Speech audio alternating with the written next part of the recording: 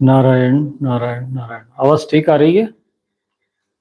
बस यहाँ नेटवर्क की समस्या है और इसके कारण थोड़ा लाइव भी नहीं आ पाते हैं। परंतु कुछ एक ऐसा विषय है कि जिस पर बोलना थोड़ा आवश्यक है।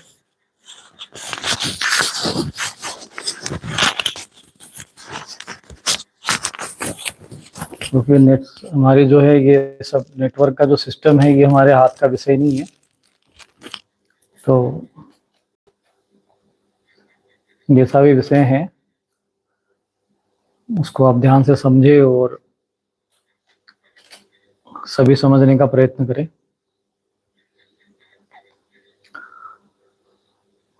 अभी कुछ श्रद्धालुओं ने एक समाचार भेजा कि समाधियों को लेकर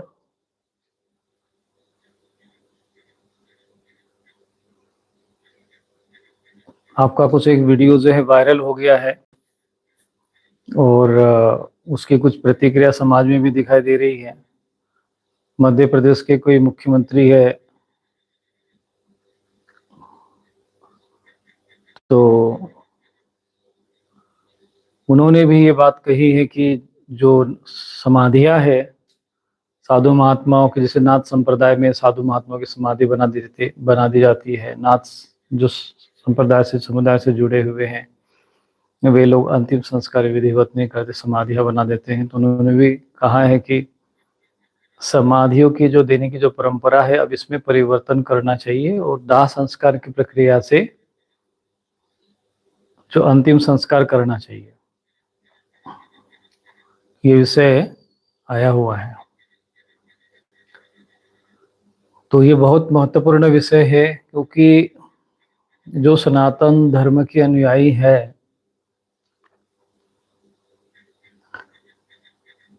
वो जिस संस्कृति से जुड़े हैं, जो सनातन संस्कृति जिसे कहते हैं हम लोग, उसका जो आधार है वो है 16 संस्कार।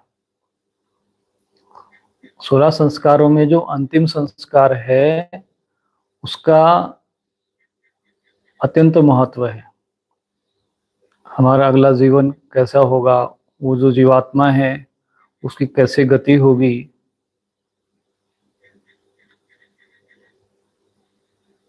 उसको ये अंतिम संस्कार तय करता है। इसलिए अंतिम संस्कार का जो विधान है वो शास्त्रोक्त तो होना चाहिए। मेरा केवल इतना ही कहना है। तो ऐसे ही बात बात में हमने ये विषय रखा होगा, तो किसी ने रिकॉर्ड कर लिया और रिकॉर्ड कर लिया तो किसी ने शॉर्ट बना दिया और शॉर्ट बना दिया तो वो चीज़ें समाज में चली गई। माना कि वो जो हमने कहा वो सत्य ही कहा है और उससे हम कोई आगे पीछे नहीं। पहले तो हम शास्त्रोक्त कहते हैं, सत्य कहते हैं, इसलिए हमारे उस विषय में कोई ये नहीं है कि हमने कोई असत्य विषय रखा है। तो समाधियां जो है वो शास्त्रोक्त नहीं मानी जा सकती। तो कुछ समुदाय ऐसे हैं, कुछ समाज ऐसे हैं जिनके इस विषय पर प्रश्न आए हैं कि ये तो हमारी कुल परंपरा है। जैसे कि भी गोस्वामी समाज में वो कहते हैं कि 10 नाम सन्यासी गोस्वामी समाज, हम लोग पूरा गोस्वामी समाज होता है, जो गोस्वामी लिखते हैं। तो वो कहते हैं कि हम सन्यासियों की संतान है, इसीलिए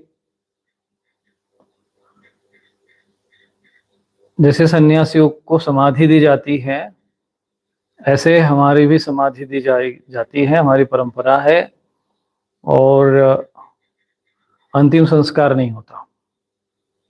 ऐसे ही राजस्थान में बिश्नोई समाज है, उनके गुरुजी हुए कोई गुरु जम्बेश्वर जी महाराज, उन्होंने कुछ परंपरा बना दी तो वो उसी का अनुसरण करते हुए वो लोग भी जो है शव को जलाते नहीं, जमीन में गाड़ देते हैं, दफन कर देते हैं। दफन दफन शब्द तो मान लीजिए हमारे संस्कृति का भी नहीं है, फिर भी लोग कहते हैं कि चलो इसको दफना ही दो। और कुछ लोग समाधि बना देते हैं, कुछ थान बना देते हैं, कुछ लोग उसको थान बोलते हैं, कुछ तो उसमें मंदिर बना देते हैं। ये प्रचलन हमारे देश में बहुत तीव्र गति से फैल रहा है, फैला हुआ है। उस विषय पर हमने सदैव समाज को जागृत करने का प्रयत्न किया। तो कई लोगों को ये बात मेरी बुरी लगी, उनको समझ में तो आए नहीं कि स्वामी जी कहना क्या चाहते हैं। कुछ लोगों ने, कुछ साधु महात्माओं को भी थोड़ा अच्छा नहीं लगा कि कई जीवित समाधियां हमारी है, उधर हमारे साधु महात्माओं की है, उसमें हमारी आस्था है, और आप कहते हो कि भाई ये समाधियां जो है नहीं है, इसको हटा देना चाहिए। तो उनको थोड़ा सा बुरा और लगेगा ही, क्योंकि वह आस्था बनी हुई है। अब जैसे हमने कुछ लोग, मैंने बताया कि कुछ तो पशु पक्षियों के भी समाधियां बना देते हैं, अब उनमें आस्था हो जाती है, वह नारियल चढ़ाने लगते हैं, वह आरती करने लगते हैं, तो आस्था बनी। अभी कोई अगर उसको मना करेगा तो उसको बुरा लगेगा ही। अब यहाँ प्रश्न ये नहीं है कि आपको अच्छा लगा या बुरा लगा, प्रश्न ये है कि जो मैं कह रहा हूं वो सत्य है या असत्य है, शास्त्रोक्त है या अशास्त्रीय है। तो हमारा जो धर्म ग्रंथ है, जिसको हम भगवत गीता कहते हैं, जो भगवान की वाणी है, वो क्या कहती है? वो कहते हैं कि शास्त्र विधि का जो उल्लंघन करते हैं, यह शास्त्र विधि उत्सृज वर्तते काम कारतः, जो मन मर्जी से अपनी कर्म करते हैं, शास्त्र विधि का उल्लंघन करते हैं, न स सिद्धिम अवाप्नोति, उनको सिद्धि प्राप्त न होती, न सुखम न पराम गति, उनकी परम गति भी नहीं होती, अर्थात सदगति नहीं होती। सदगति नहीं होती मतलब दुर्गति होती है। तो यहाँ पर समाधि दो, चाहे कुछ भी हो, जब कोई व्यक्ति सन्यासी हो, साधु हो, गृहस्थ हो, बालक हो, वृद्ध हो, स्त्री हो, पुरुष हो, कन्या हो, कोई भी हो, जब शरीर है, ये शरीर नष्ट हो गया, तो उसका अंतिम संस्कार कैसे करना चाहिए? कहते ये हमारी परंपरा ऐसी है। तो परंपरा का कोई महत्व नहीं होता, मैं आपको बता देता हूँ, और मेरी बात स्पष्ट है। जिस किसी को अच्छा नहीं लगे तो बात अलग है, लेकिन आप मुझसे इस विषय पर शास्त्रार्थ कर सकते हैं, विमर्श कर सकते हैं, परिचर्चा कर सकते हैं, विचार विमर्श कर सकते हैं, क्योंकि मेरा उद्देश्य समस्त सनातन धर्म के अनुयायियों का कल्याण है, शास्त्रोक्त मार्ग की ओर अग्रसर करना है। मैं किसी शत्रु भाव से, द्वेष भाव से, आपका अहित हो इस भाव से नहीं बोल रहा हूँ, अपितु आप लोगों को शास्त्र के अनुरूप मार्गदर्शन करने का प्रयत्न कर रहा हूँ, और वो मेरा एक दायित्व है, मेरा कर्तव्य है। कुछ लोगों ने कहा कि आपको इस विषय में बोलने का अधिकार ही नहीं। मैंने, भाई मुझे तो जन्मजात अधिकार है, और मैं एक सनातन धर्म का अनुयायी हूँ, एक धर्माचार्य हूँ, समाज को धर्म का ज्ञान देना मेरा अधिकार ही नहीं, कर्तव्य भी है। तो उस आधार पर मैं बोल रहा हूँ। तो आपको ये सौभाग्य का विषय मान लेना चाहिए कि कोई सन्यासी है, कोई धर्मात्मा है, कोई धर्माचार्य है। आजकल तो धर्माचार्यों ने तो मुंह पर पट्टी बांधे बैठे हैं, जहाँ भी अधर्म होता है वहां पर बोलते नहीं है, किम कर्तव्य विमूढ़ हो गए हैं। वहां पर कोई साधु सन्यासी अगर आपको शास्त्र के धर्म की बात बताता है तो उसको धन्यवाद देना चाहिए।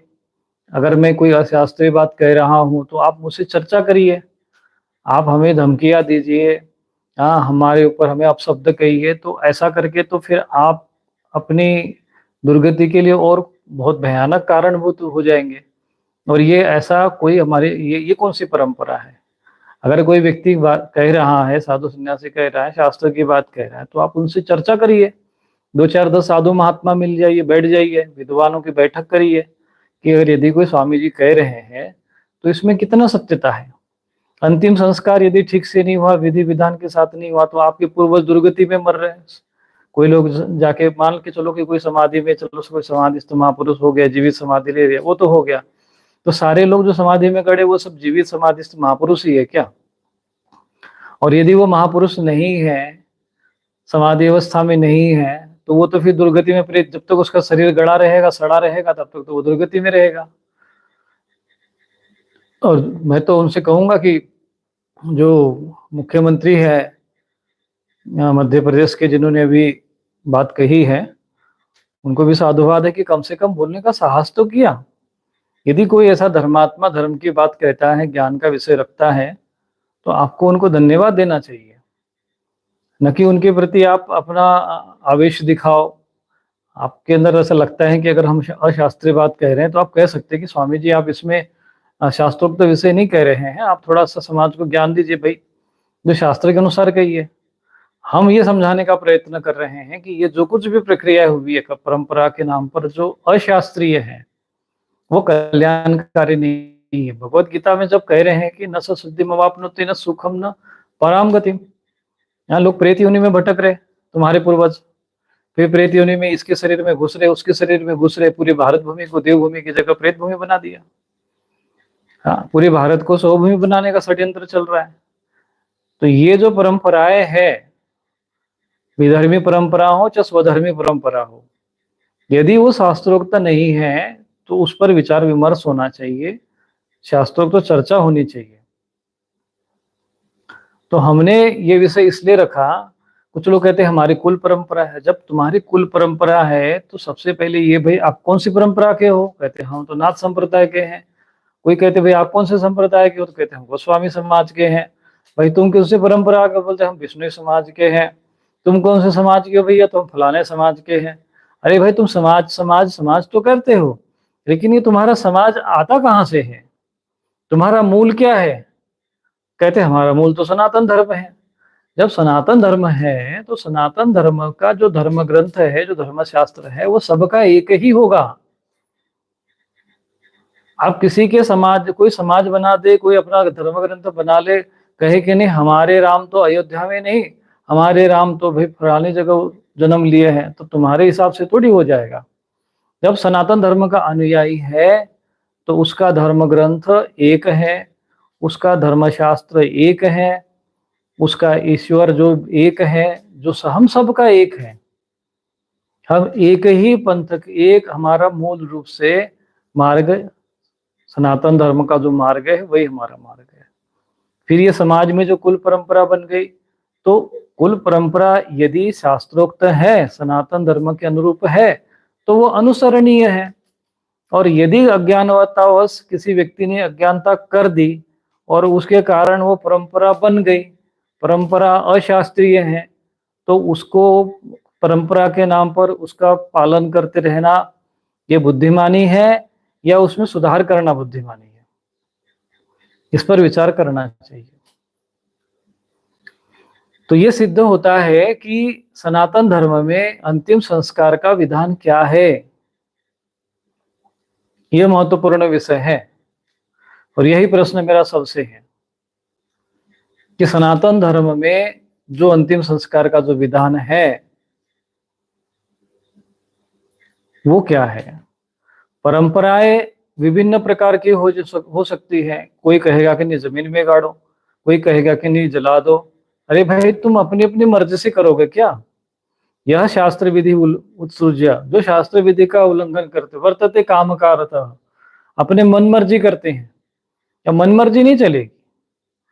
किसी के अज्ञानतावश किसी को कोई परंपरा पड़ गई, पता चला कि नहीं भैया हमारे यहाँ तो किसी का शादी ब्याह करना है तो बकरा जरूर काटना पड़ता है।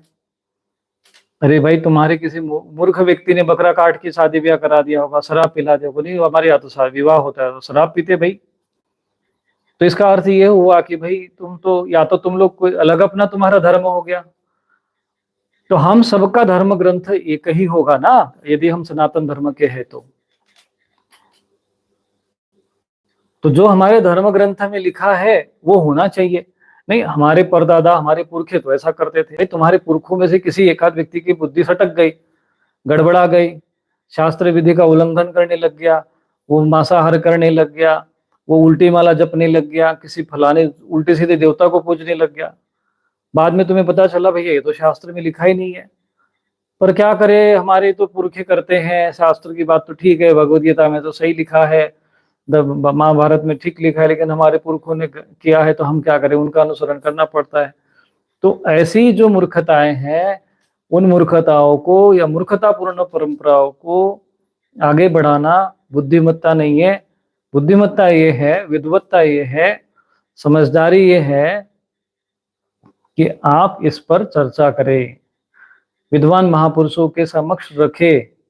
यदि मैंने ये विषय रखने का साहस किया है तो आप मुझे धन्यवाद देना चाहिए कि कोई तो साधु सन्यासी है जो हमारे बीच में हमारे धर्म शास्त्र का ज्ञान दे रहा है।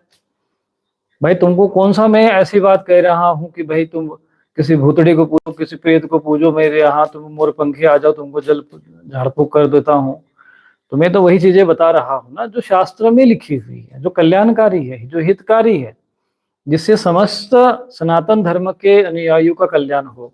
लोग भटक रहे धर्म के नाम पर, और भटकते भटकते कहाँ जा रहे हैं? कहीं जाके चादर चढ़ा रहे हैं, तो कहीं जाके पवित्र जल पी रहे हैं।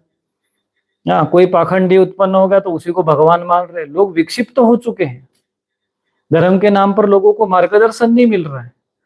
बाकी जो हमारे धर्माचार्य है वो मुख पे जो जहाँ अधर्म होता है, अशास्त्रीय कार्य हो रहा है, तो मुंह पे पट्टी बांध लेते हैं। वो उनके पास वो नहीं रह गया है कि अधर्म का विरोध करे। जाना में धर्मम न तुम्हें प्रवृत्ति। अरे प्रवृत्ति भी नहीं हो तो कम से कम तुम लोग, जो तुम धर्माचार्य का जिन्होंने चोला पहना है, धर्माचार्य की गद्दी पे बैठा, भाई मैं तो चलो, हमने हमारे आगे तो भाई जगत गुरु भी नहीं लगा है, कोई वैसे भी आचार्य नहीं, फिर भी हम अपना जितना भी धर्माचार्य रूप में जैसा भी हम तो बोलने का साहस कर रहे हैं। आप जो महान पदों पे बैठे हो, जगत गुरु बने हैं, कोई वैसे बने हैं, नाम के जगत गुरु है क्या? कि जगत गुरु है तो लोगों को ज्ञान दीजिए ना कि धर्मशास्त्र में क्या कहता है। लोगों के अंतिम संस्कार का ही सब समाप्त हो गया। जब संस्कार समाप्त हो गया तो संस्कृति समाप्त हो गई। संस्कृति का आधार संस्कार ही है, 16 संस्कार ही सनातन संस्कृति है। और कोई धर्माचार्य आपको मंच से बैठकर कितने दिन से कथा सुना रहे हैं, लेकिन किसी ने आपको 16 संस्कारों को प्रथम स्थान देने के लिए, महत्वपूर्ण स्थान देने के लिए प्रेरित नहीं किया।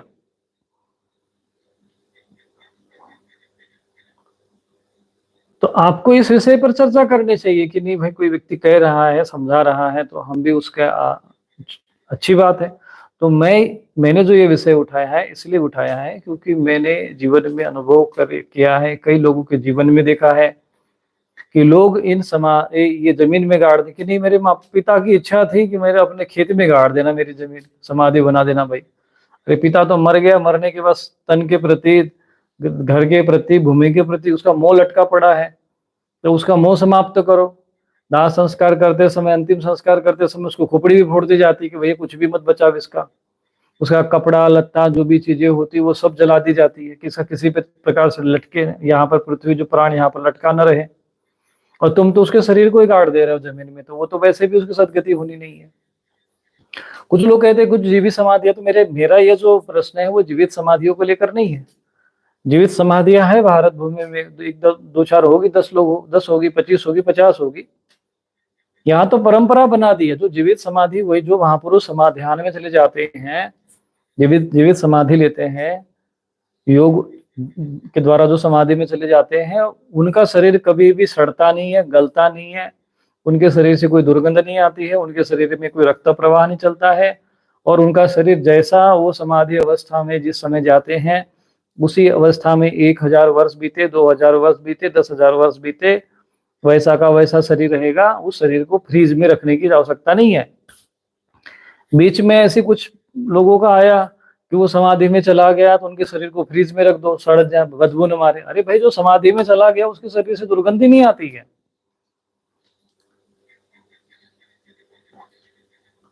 संत ज्ञानेश्वर महाराज जी के बारे में हमने सुना है कि कई बार ऐसे कुछ लोग महात्मा अंदर गए थे देखने के लिए। तो जैसे वो जिस अवस्था में वो उस समाज से 300 वर्ष पहले जैसे वो थे, उसी अवस्था में उनका शरीर है, चिन्मय शरीर है उनका। यहाँ तक कि उनके गले में डाले भी फूल की माला वैसी की वैसी है। तो ये होता है समाधिस्थ महापुरुष, समाधि में गए हुए महापुरुष के का जो योग का प्रभाव, समाधि का प्रभाव। यहाँ तो फ्रीज में रखने का प्रयत्न किया। अरे मर गया वो, फ्रीज में रखने की क्या हो सकता है? जब लास्ट में से बदबू आ रही है, दुर्गंध आ रही है, तो मर गया वो समाधि में थोड़ी गया है। समाधि में गया व्यक्ति मृतक नहीं माना जाता है, इसलिए उसको समाधि देते हैं। लोग कहते समाधि क्यों देते हैं भाई महाराज, समाधि में क्यों है? इसीलिए कि समाधि में गया हुआ व्यक्ति मृतक नहीं माना जाता है, वो कभी भी शरीर वो वापस आ सकता है। वो 1000 वर्ष के बाद उठ जाएगा वापस, उसका शरीर वैसा का वैसा ही रहेगा। महाराष्ट्र में संत ज्ञानेश्वर महाराज जी के एक शिष्य हुए, चांगदेव जी महाराज। 1400 वर्ष की आयु थी उनकी, तो वो समाधि में चले जाते थे। कई महापुरुष ऐसे होते जो समाधि में चले जाते, तो उनका शरीर वैसा का वैसा ही रह जाता है। शरीर में फिर वो केवल नाखून बढ़ जाएंगे, बाल। कुछ तो सिद्ध पुरुष होते हैं, उनके नाखून और बाल जो होते हैं वो बढ़ते रहते हैं, बाकी शरीर वैसा ही रहता है, जीवित रहता है। लेकिन जो जिस शरीर में से दुर्गंध आने लग गई वो फिर समाधि में नहीं गया। समाधियों में भी कई प्रकार होते हैं, सविकल्प समाधि, निर्विकल्प समाधि, जड़ समाधि, चेतन समाधि। हाँ, कुछ तो ऐसे लोग प्राण को ऊपर से नाक से थोड़ा प्राणायाम कर लेते हैं और श्वास को रोक लेते हैं और पानी के अंदर कई समाधि लगा लेते हैं। वो समाधि नहीं होती, वो जड़ समाधि होती है। और ऐसे में किसी का प्राण लटक गया ऊपर तो वो फिर नीचे नहीं आता है, तो वो समाधि नहीं मानी जाती है। समाधि जो होती है, यम नियम आसन प्राणायाम प्रत्याहार धारणा ध्यान समाधि, ध्यान अवस्था में जो समाधि में चले जाते हैं सिद्ध पुरुष होते हैं, वो समाधि होती है। तो ये जो समाधियां हैं, ये चीजें समाप्त करना पड़ेगा। फिर उसके बाद ये जो विधर्मी लोग भी जो गाड़े जा रहे हैं, इनसे भी चर्चा करनी पड़ेगी कि भाई ये कौन सी तुम्हारी परंपरा है, और इस पर भी चर्चा करो। जहां से ये मूल परंपरा आई है सऊदी अरब में, वहां तो लोग अब शवों को जलाने लग गए हैं। आप कल्पना करिए ना कि ऐसे ही अगर लोग जलाते जाएंगे तो लोगों का तो जगह नहीं बचेगी फिर भारत भूमि में। सब लोग मरते जाए, उनको फिर उनको गाड़ते जाए, उनके जो है स्थान बनाते जाए। हाँ, गाँवों की जगह भूत प्रेत रहना शुरू कर देंगे, शमशान जो है गाँव में आ जाएंगे, जगह ना बचेगी आदमी के रहने के लिए, मनुष्य को भी जाके शमशान में रहना पड़ेगा। तो अभी इन सारे प्रश्नों का जो मैंने उल्लेख किया है, इसलिए मैं कहता हूं कि अंतिम संस्कार की विधि क्या है। और ये जो गोस्वामी समाज है या विष्णुई समाज है या नाथ समुदाय है, समाज है, भाई आखिर तुम्हारे परंपरा, हमारे पूर्वजों को तो समझते हैं, तुम्हारे पूर्वज तो सिद्ध पुरुष थे। मान लीजिए कि हमारे परिवार का कोई सदस्य महापुरुष हो गया, सन्यासी हो गया और समाधि में दे दिया, तो क्या हम उसके घर के सारे लोगों को समाधि में देना चाहिए? कोई व्यक्ति जो है, मान लीजिए हमारे देश में राष्ट्रपति या कोई वैसे पद पे चला गया, शरीर होने के बाद उसको राजघाट पे उनकी समाधि बना दी, अब उनको राजकीय सम्मान दिया जा रहा है। तब उनके परिवार में कोई भी मरेगा तो उसको क्या राजकीय सम्मान दोगे सभी को? तो मूर्खता मानी जाएगी। ऐसे ही जो समाधि में, इसलिए उन जो समाधियों में गाड़े जाते हैं, जमीन में जलाया नहीं जाता, उनका अंतिम संस्कार विधिवत नहीं होता है, वो सब प्रेत योनि में जाते हैं। और जो प्रेत योनि में जाते हैं तो फिर उनकी दुर्गति होती है, वो प्रेत योनि में भटक रहे हैं। और वो भटक रहे हैं, वो कहीं ना कहीं जो है हमारे इसमें हमें दिख रहा है, हमें सब कुछ समझ में आ रहा है। और यहाँ पर इन्हीं समाधियों में जब एक प्रेत इकट्ठा हो गया, उसने मार के 2-4-10 लोगों को इकट्ठा कर लिया, कोई प्रेत बन गया प्रेत में, वहां पर जाके 1000, 10,000, 20,000 के ऐसे स्थान बन गए। और फिर वहां जाकर फिर झाड़ फूक होते हैं, लोग फिर से चादर चढ़ाने लग जाते हैं, कहते कि ये तो देवता है, भगवान हो गए भैया, जाओ माथा टेको। फिर वहां जाके जो वहां पे कोई चला गया मरीज, उसके वहां पहले से भूत प्रेत है, 10 शरीर में पहले से 20 और चढ़ जाते हैं और खूब झूमते, फिर नाच के खेल कूद हो रही है, समाज में तमाशा हो रहा है। और पूरा सनातन धर्म का अनुयायी साधु संत जो है, एक भी साधु सन्यासी धर्माचार्य इस विषय पर बोले नहीं बिल्कुल। इनकी सारी जगत गुरु की पदवियां जो है, इन्होंने उसके ऊपर मुंह पे पट्टी बांध दी कि भाई ये जो कुछ भी हो रहा है समाज में, ये क्या है, ये कौन से हमारे धर्म ग्रंथ का भाग है, कौन से धर्म ग्रंथ में लिखा है, ये क्या है जो शरीरों में आके खेल रहे कूद रहे हैं, क्यों हो रहा है? इस विषय पर चर्चा होनी चाहिए, बोलना चाहिए था, क्या चीजें हैं ये सब। अब क्या हो रहा है, मनोवैज्ञानिक बैठ जा रहे हैं, जो नास्तिक है, धर्म को, सनातन धर्म को ही नहीं मानता है, कोई बैठ जा रहा है बिल्कुल कम्युनिस्ट वाला, वो कह रहा है ये तो सब पाखंड है, ये तो सब धर्म के नाम पर अफीम खिला रहे लोगों को। कई पाखंड लोग, पाखंडी जो है अधर्म फैला रहे हैं, अपने कबीर जी को ही भगवान सिद्ध कर दे रहे हैं, वेद और उसके वेद मंत्र का, उपनिषद और गीता का बात कह रहे हैं। भाई इतने बड़े जगत गुरु की पदवी और इतने बड़े पदों पे बैठे हो, तो आपको इस विषय पे बोलना चाहिए, लोगों का मार्गदर्शन करना चाहिए। और यदि मैंने कोई प्रश्न रखा है, इसमें तथ्य हैं, तो इस पर चर्चा करने में क्या आपत्ति है? और उस शरीर के प्रति इतना क्यों ये सब चीजों को हम लोग, जब आप किसी के घर में अगर एक हड्डी भी गाड़ दो, अगर कोई मर जाए और उसकी हड्डी भी अगर उसकी हो, अगर वो पैर से छू भी जाए तो शरीर अपवित्र हो जाता है। लोग घर में जाके स्नान करते, भैया मैं वहां से गया था तो हड्डी को छू गया तो मेरा शरीर अपवित्र हो गया, और तो पूरा हड्डियों का ढांचा ही अपने घर के सामने गाड़ दे रहे हो। कई आदिवासी समुदाय जो है, उनके परिवार का कोई सदस्य मरता है तो बगल में ही जो है उनका जो है शव गाड़ दे रहे हैं। कहते हमारी परंपरा है। आप कल्पना करिए, किसी के घर में मान लीजिए, आप शास्त्र के अनुसार है, कहते हैं कि अगर कोई भूमि खोदते समय अगर उसमें किसी हड्डी अगर निकल जाए तो भूमि अशुद्ध होती है, उसमें मकान नहीं बनाया जाता, घर नहीं बनाना चाहिए वास्तुशास्त्र के अनुसार। यहाँ तो हड्डियों का ढांचा ही लाकर गाड़ दे रहे हैं, और उन हड्डियों के साथ, उन शवों के साथ उसका प्रभाव होता है। हमारे एक संत महात्मा है, उनके पिताजी महंत थे, अभी भी वो महात्मा जी है। उनके पिताजी तो शरीर छोड़, उनकी समाधि गाड़ दी, उनको मतलब समाधि दे दी, क्योंकि महंत थे। अब थे तो गृहस्थ पर महंत थे, भैया संत थे, महंत थे, भूमि में गाड़ दो, चले गए प्रेत योनि में। अब वो उनके शरीर में अनुभव होते रहते। मैंने भैया तुम्हारे शरीर में ऐसे ऐसे, बोले अब क्या करें महाराज। मैंने कहा कि क्या करना है, अपना लेके आओ सामग्री, उसको निकालो, खोदो, वो सब चीजें सब जलाओ, वापस करो। गलतियां हो गई तो आप उनको सदगति दुर्गति हो रही, वो दिख रहे, बोले हमको सपने में दिखते हैं, ऐसे दिखते वैसे दिखते हैं।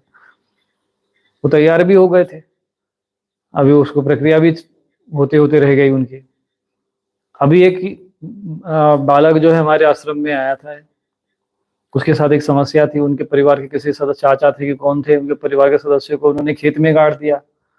अब ये परेशान था उसी समस्या से, मैं समझ गया। यहाँ से गया, उसने पूरा वो सब उखाड़, जैसे हमने बताया वैसे उसको निकाला, और सारा जितनी हड्डियां उड्डियां थी सब इकट्ठा करके वो नदी में बहा दिया। जैसे नदी में बहा दिया, उसके शरीर की सारी जो बीमारी थी, जो शरीर का जो बोझा था, वो सब हल्का हो गया। कह रहे कि अभी कभी मैं आपको लाइव में उसका वीडियो, आपका उसका इंटरव्यू दिलवा दूंगा मैं।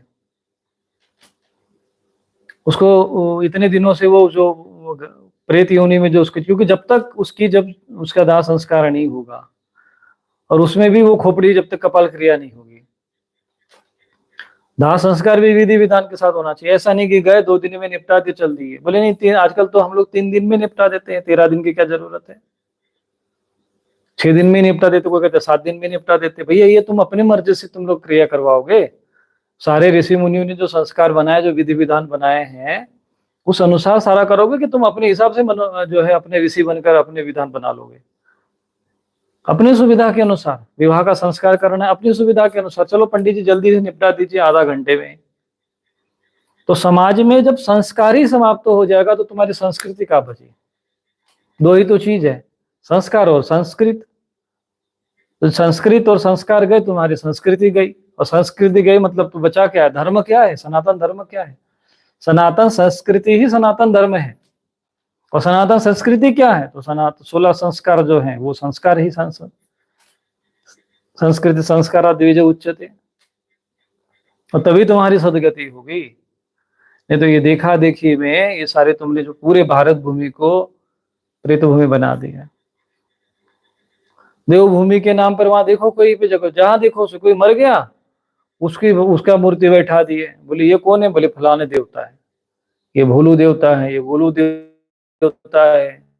कौन? ये आकाश से अवतरित हुए थे क्या? बोले नहीं, ये फलाना गांव का आदमी था, अच्छा भला था, अब इसकी हम लोगों ने सम्मान सहित जो इसकी मूर्ति बैठा दी, तो लोग वहां जाके माथा टेकने लग गए। तो ये मूर्तियां इस प्रकार से बना के उनकी पूजा करने का विधान क्या किसी धर्म ग्रंथ में लिखा था? और जब नहीं लिखा था तो किसने तुमको आकर ये सारा विषय, ये सब मूर्तियां बैठाने को कहा? घरों में लोग फोटो टांगने लगे हैं। अरे घर में जब किसी की मृतक हो जाता है तो उसके सारे कपड़े और सब चीज लेके जला देते, तुम उसकी फोटो टांग देते हो घरों में। तो वो तो प्रेत योनि में भटकेगा ना तुम्हारे साथ मोह के कारण। और यही कारण है कि लोग जो है सारी चीजों से प्रभावित हैं, और आज इन सब जो है ऐसे जगह पे जाके, इन प्रेत स्थानों में जाके, और ये सब भूत और प्रेत पिशाच की तरह नाच रहे, कूद रहे हैं। पूरा समाज में सनातन धर्म का तमाशा बन गया। और सारे धर्माचार्य, महामंडलेश्वर, जगत गुरु, मठाचार्य, पीठाचार्य, पीठाधीश्वर, सारे तमाशा देख रहे सब। कोई नहीं बोल रहा है इस विषय में, एक शब्द बोलने की किसी की हिम्मत नहीं है।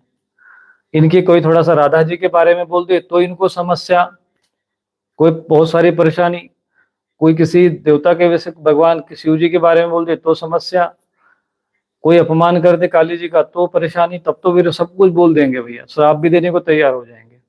और कोई सनातन धर्म के ऊपर कुठार लेके चल पड़े, सनातन धर्म के पूरे टुकड़े टुकड़े कर दे, वेद का अपमान करे, उपनिषद का अपमान करे, पूरी संस्कृति का अपमान करे, संस्कारों का अपमान करे, धर्म ग्रंथों का अपमान करे, तो फिर ही कोई नहीं बोलेगा।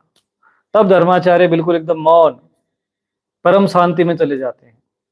और कोई अगर कोई साधु सन्यासी मेरे जैसा बोल रहा है तो फिर भैया तू क्यों बोल रहा है? सारे साधु महात्मा तो एकदम मौन साधे हुए हैं, अधर्म फैल रहा है, कोई पाखंडी अपने को कोई कबीर बन के अवतार सिद्ध कर रहा है, कुछ भी कर रहा है, तो किसी के मुख से एक शब्द निकला क्या? मैं भी चुपचाप इसी विषय पर मौन रहा, मैंने बोला नहीं मैं इस विषय पर। मैंने कहा कि देखो तो सही कितनी अभी धर्माचार्य बचे हैं। समाज में जब कोई अधर्म फैलता है तो फिर ये धर्माचार्य की क्या जो होती है भूमिका, कुछ तो बोले? नहीं नहीं नहीं नहीं नहीं, एक भी नहीं बोला, सब चल रहा था। क्यों?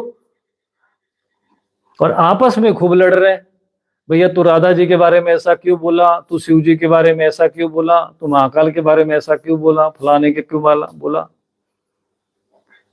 लेकिन कोई सनातन धर्म पर आक्रमण कर रहा है, संस्कृति पर आक्रमण कर रहा है, संस्कारों पे कर रहा है, धर्म ग्रंथों पे कर रहा है, सत्शास्त्रों पे कर रहा है, वेद पे कर रहा है, उपनिषद पे कर रहा है, भगवत गीता को उसको कुअर्थ निकाल रहा है, तो इनको उसका उत्तर नहीं देना चाहिए, इतने विद्वान बनते हैं तो।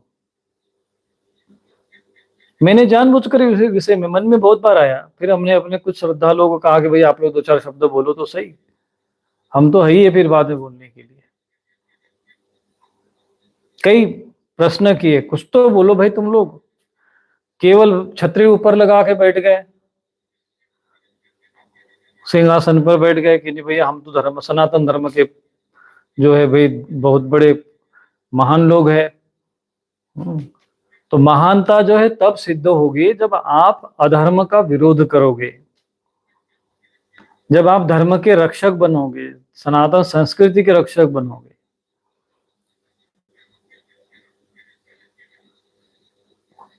और जब आप सनातन धर्म के अनुयायियों को धर्म से संबंधित जिज्ञासाओं का शास्त्रोक्त पद्धति से, मनगढ़ंत नहीं, तर्क कुतर्क दे रहे, मैं अभी उस पर बोलूंगा मैं तो लोगों को लगेगा कि भाई स्वामी जी जो है ऐसा बोलते, भाई मुझे किसी का अनादर तो नहीं करना चाहता, लेकिन जब वो अशास्त्रीय विषय रख रहे हैं, अधर्म का विषय रख रहे हैं, समाज को विपरीत दिशा में ले जा रहे हैं, अधर्म के मार्ग पर ले जा रहे हैं, तो फिर हम कैसे मौन रह सकते हैं? इसलिए ये सारा विषय रखना पड़ता है।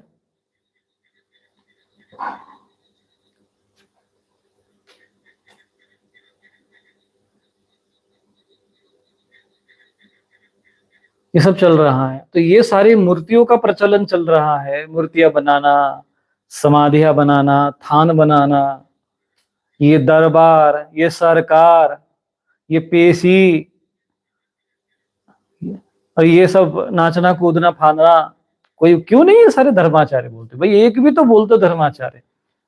हमने ये विषय रखा तो हमारे साथ में समर्थन करने के लिए एक साधु खड़ा नहीं हुआ कि नहीं चलो स्वामी रूपेश्वरानंद शास्त्रोक्त बात कह रहा है, ठीक कह रहा है, सब तमाशा देख रहे थे दूर से बैठे बैठे, और अधर्म जो हो रहा है तो बिल्कुल होने दो।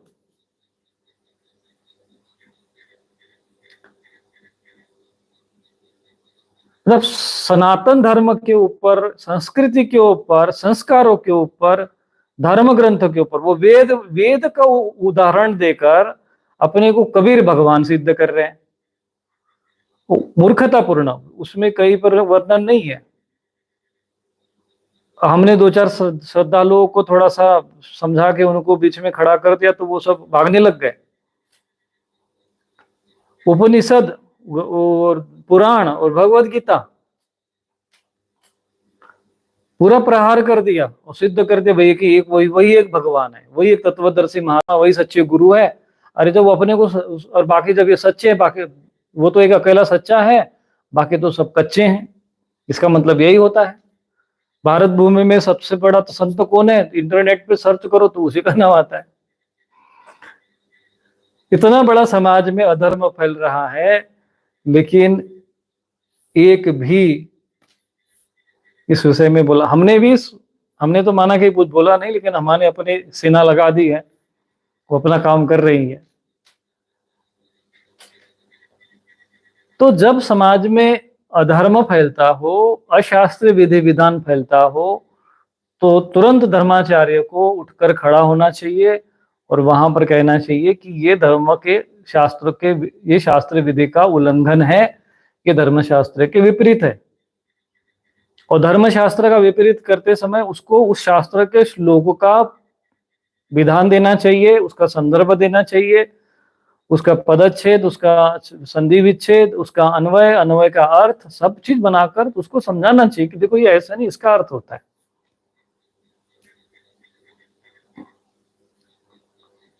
बस इसलिए बैठे हैं कि भाई हम गद्दी पे बैठे, ऊपर से वो क्या कहते हैं छतरी लगा दो, गद्दी पे बैठे बड़ा सा सिंहासन बना लो, और पीछे लग गया भाई जगत गुरु फलाने फलाने बिठा दे सर, और ये वठाचार्य पिठाचार्य बन गए। किस लिए? बोले लोग आए और माथा टेके, इसलिए। ये सब चीजें ठीक नहीं। जब ये तभी माना जाए, शंकराचार्य इतने बड़े महान पूजनीय इसलिए हुए कि जब जो समाज में जब अधर्म फैला हुआ था, कापालिक लोगों ने जब पूरे चारों तरफ पाखंड का जाल रचा हुआ था, तब एक सन्यासी उठकर जन जन के बीच में आए और धर्म का शास्त्र, ब्रह्म सूत्र, भगवत गीता आदि धर्म ग्रंथों का आधार लेकर इन सब का खंडन करके धर्म की स्थापना कर दी, और वो महान आचार्य सिद्ध हुए। आप उनके परंपरा के हैं तो आपको भी वही आचरण करना चाहिए। यद्यद आचरित श्रेष्ठ तत्त देवितरो यत् प्रमाणम कुरुति लोकस्तदनुवर्तते। और फिर लोग भी आपके हिसाब से जो आप प्रमाण दिए होते तो वो भी उसी अनुसार, आपके अनुसार वो आचरण करते। लेकिन नहीं जी, सनातन धर्म पर प्रहार हो तो मुख पर पट्टी बांध लो और पीछे जगत गुरु की टाइटल लगा के रखो। लेकिन जब सनातन धर्म पर प्रहार हो तो बिल्कुल नहीं बोलना है, दम चुप। और कोई बोल रहा है, शास्त्र की बात रख रहा है, तो उसको भी नहीं बोलने देना, कहना कि तू होता कौन है रे भाई बोलने वाला, तुमको अधिकार किसने दिया। ये चीज उल्टा। और पता चला कि इनके कहीं स्वार्थ पे अगर किसी पर प्रहार हुआ तो फिर ये तिलमिला जाते हैं। फिर भैया तुमने राधा जी के बारे में ऐसा कैसे बोल दिया, तूने शिव जी के बारे में ऐसा कैसे बोल दिया। अरे भाई वो तो छोड़ो, पर सनातन धर्म के विषय में लोग बोल रहे हैं, सनातन संस्कृति के विषय में बोल रहे हैं, तब क्यों चुप रहते हो, तब क्यों मौन रहते हो। आज समाधियों का लेकर जो विषय उठा हुआ है, केवल हमने इतना ही तो कहा कि भाई ये चीज अशास्त्रीय है, अब उसको शास्त्रीय सिद्ध कर दो, बातें समाप्त हो जाएगी। यदि हमने कहा है कि वो अशास्त्रीय है, एक हाथ कोई पंथ का व्यक्ति खड़ा होता है कि नहीं भाई अंतिम संस्कार ऐसा है कि जो भी मर जाए तो उसको जमीन में गाड़ दो, ये अंतिम संस्कार है भाई, यही हमारे सनातन धर्म संस्कृति का संस्कार है। अब बताओ कि कोई मर जाए और जमीन में उसको गाड़ना पड़े या गाड़ दे, तो वो सनातन धर्म है या कोई विधर्म है? ये कौन सी परंपरा है? ये विधर्मी परंपरा है कि सनातन धर्म की परंपरा है? इतना उत्तर दे दे। और यदि ये परंपरा हमारे धर्म शास्त्र की होती, सनातन धर्म की होती, तो महर्षि वशिष्ठ, महर्षि व्यास जी, महर्षि गौतम, याज्ञवल्क्य ऋषि, शंकराचार्य जी, भगवान कपिल मुनि, जो भी जितने भी सिद्ध महापुरुष हुए, उनकी सबकी समाधियां होती और लोग वहां जाकर हम भी चादर चढ़ा रहे होते।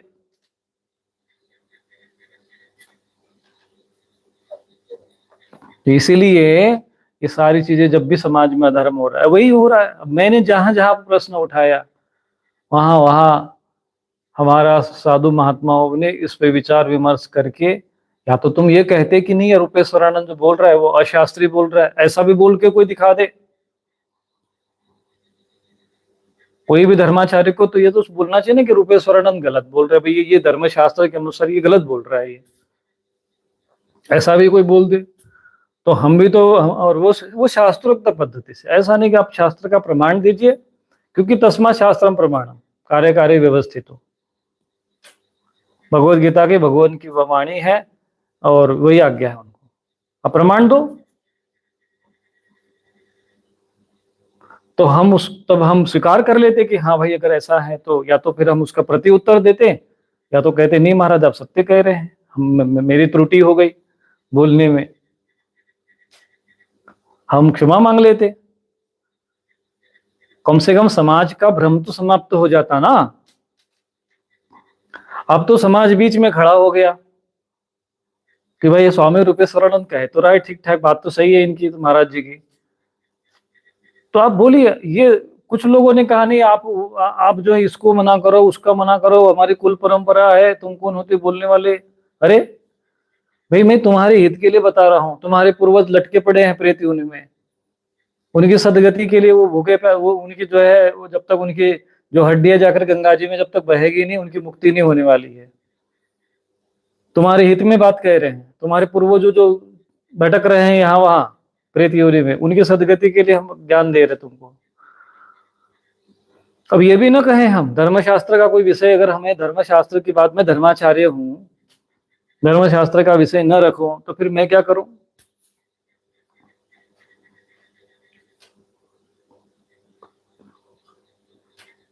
यदि धर्माचार्य धर्म के विषय में बात न करे तो किस विषय में बात करे, कि कौन से फिल्म में क्या चल रहा है वो चर्चा करे क्या। हमारे चर्चा का विषय धर्म ही है। जब हमें दिख रहा है कि समाज में कुछ अधर्म हो रहा है, धर्म क्या और अधर्म क्या है वो चीजें हमें बतानी है, तो हमने वही कार्य किया। बाकी यदि किसी को शंका है, मेरी बात अगर अशास्त्रीय लगती है, त्रुटिपूर्ण लगती है,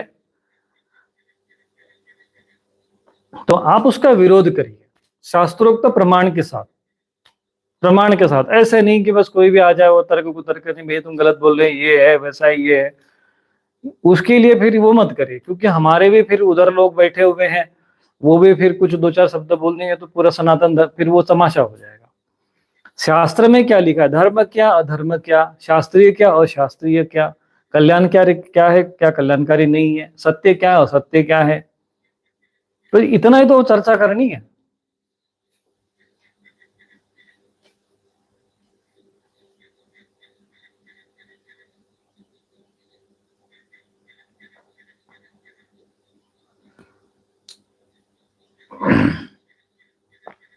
इस विषय में जो अभी कोई प्रश्न किसी के मन में हो, शंका हो, तो दो चार प्रश्न रख दो, मैं इस विषय में समाधान दे सकता हूँ। गुरुदेव साधना की, आपके साधना की जीवन शैली क्या। भैया मेरी जब साधना का समय था तो हमने कर लिया, अब जैसे तैसे चल रहा है हमारी जीवन शैली। तुम लोग नहीं, हम एक सन्यासी है, साधक है, रात रात को जागते हैं, तो ये हमारी अलग विषय, वो अलग विषय हो जाएगा। इस विषय पर अगर किसी के मन में कोई प्रश्न है तो आप एक दो प्रश्न रखो, हम इस विषय पर चर्चा करते हैं, नहीं तो फिर इलाही समाप्त करते हैं। हमने जो विषय रखा है कि अंतिम संस्कार में दाह की जो क्रिया होती, दाह संस्कार है, अंतिम संस्कार मतलब दाह संस्कार होना चाहिए। अब सन्यासियों के लिए विधान होता है, तो सन्यासियों के लिए विधान है, तो सन्यासी मतलब वो जो अहम ब्रह्मास्मि इस स्वरूप में स्थित हो गया है, केवल वस्त्र पहना दिया और सब परमहंस हो गए, ऐसा कभी नहीं होता है। जिनको देह भाव नहीं रह गया वो, या तो फिर जो जीवित समाधि में चले जाते हैं, जिनके शरीर में से दुर्गंध नहीं आती है, तो जो जीवित समाधि में है मतलब मृतक नहीं हुआ। जब मृतक नहीं हुआ तो इसलिए उसकी दाह संस्कार उनका नहीं होता। जो जीवित समाधि लेते हैं, जीवित समाधि लेने का अर्थ ये है कि वो समाधि में अभी जीवित ही है। जीवित समाधि का मतलब होता है वो जीवित है, उसका शरीर अभी, उसका दाह संस्कार नहीं होता है, उसको समाधि में रख दिया जाता है कि जब भी इच्छा हो महाराज जी की बाहर आ जाएंगे, और उसका भी एक समय होता है। या तो फिर वो सिद्ध महापुरुष होते, किसी को प्रेरणा देके अपने शरीर से बाहर आ जाएंगे। तो आप इस विषय में देखिए, इस विषय में कोई प्रश्न अगर किसी के मन में हो तो आप रख सकते हैं। आप लोगों के मन में कोई प्रश्न हो फिर बाद में ये मत कहना कि नहीं गुरु जी फिर ये फलाना ऐसा कह रहा है। वैसे कोई प्रश्न आया है जैसे हमने कमेंट किए हैं या जो भी वो वीडियो हो गया वायरल, तो मैंने जो बात कही है तो वो उसमें कई प्रश्न आए होंगे।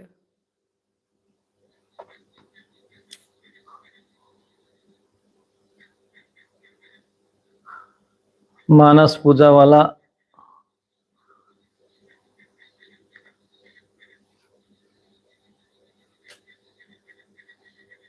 मानस पूजा का विषय मानस पूजा वाले लाइव में रखेंगे, चर्चा करेंगे कभी। अभी इस विषय में कोई चर्चा करना तो बताइए। गुरुदेव समाधि में क्या होता है और कौन सी समाधि में पूछ रहे हो वो भी तो पता होना चाहिए। आजकल समाधि के नाम पर जो है इतना अधिक भ्रम हो गया है।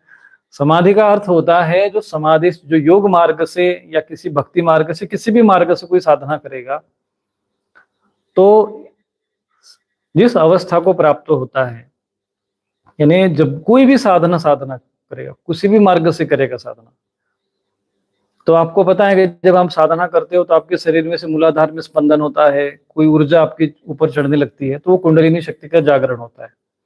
और ये कुंडलिनी शक्ति जागृत होकर एक एक चक्रों का भेदन करती है। भेदन करते हुए जब सहस्त्रार में पहुंच जाती है तो वहां पर जीव जीव जो है वो अपने स्वरूप में स्थित हो जाता है। तदा दृष्टो स्वरूप अवस्थानम, ये पतंजलि योग दर्शन का सूत्र है कि जो दृष्टा है वो अपने स्वरूप में स्थित हो जाता है, यानी जो ब्रह्म हो जाता है वो अहम ब्रह्मास्मि भाव में स्थित हो जाता है।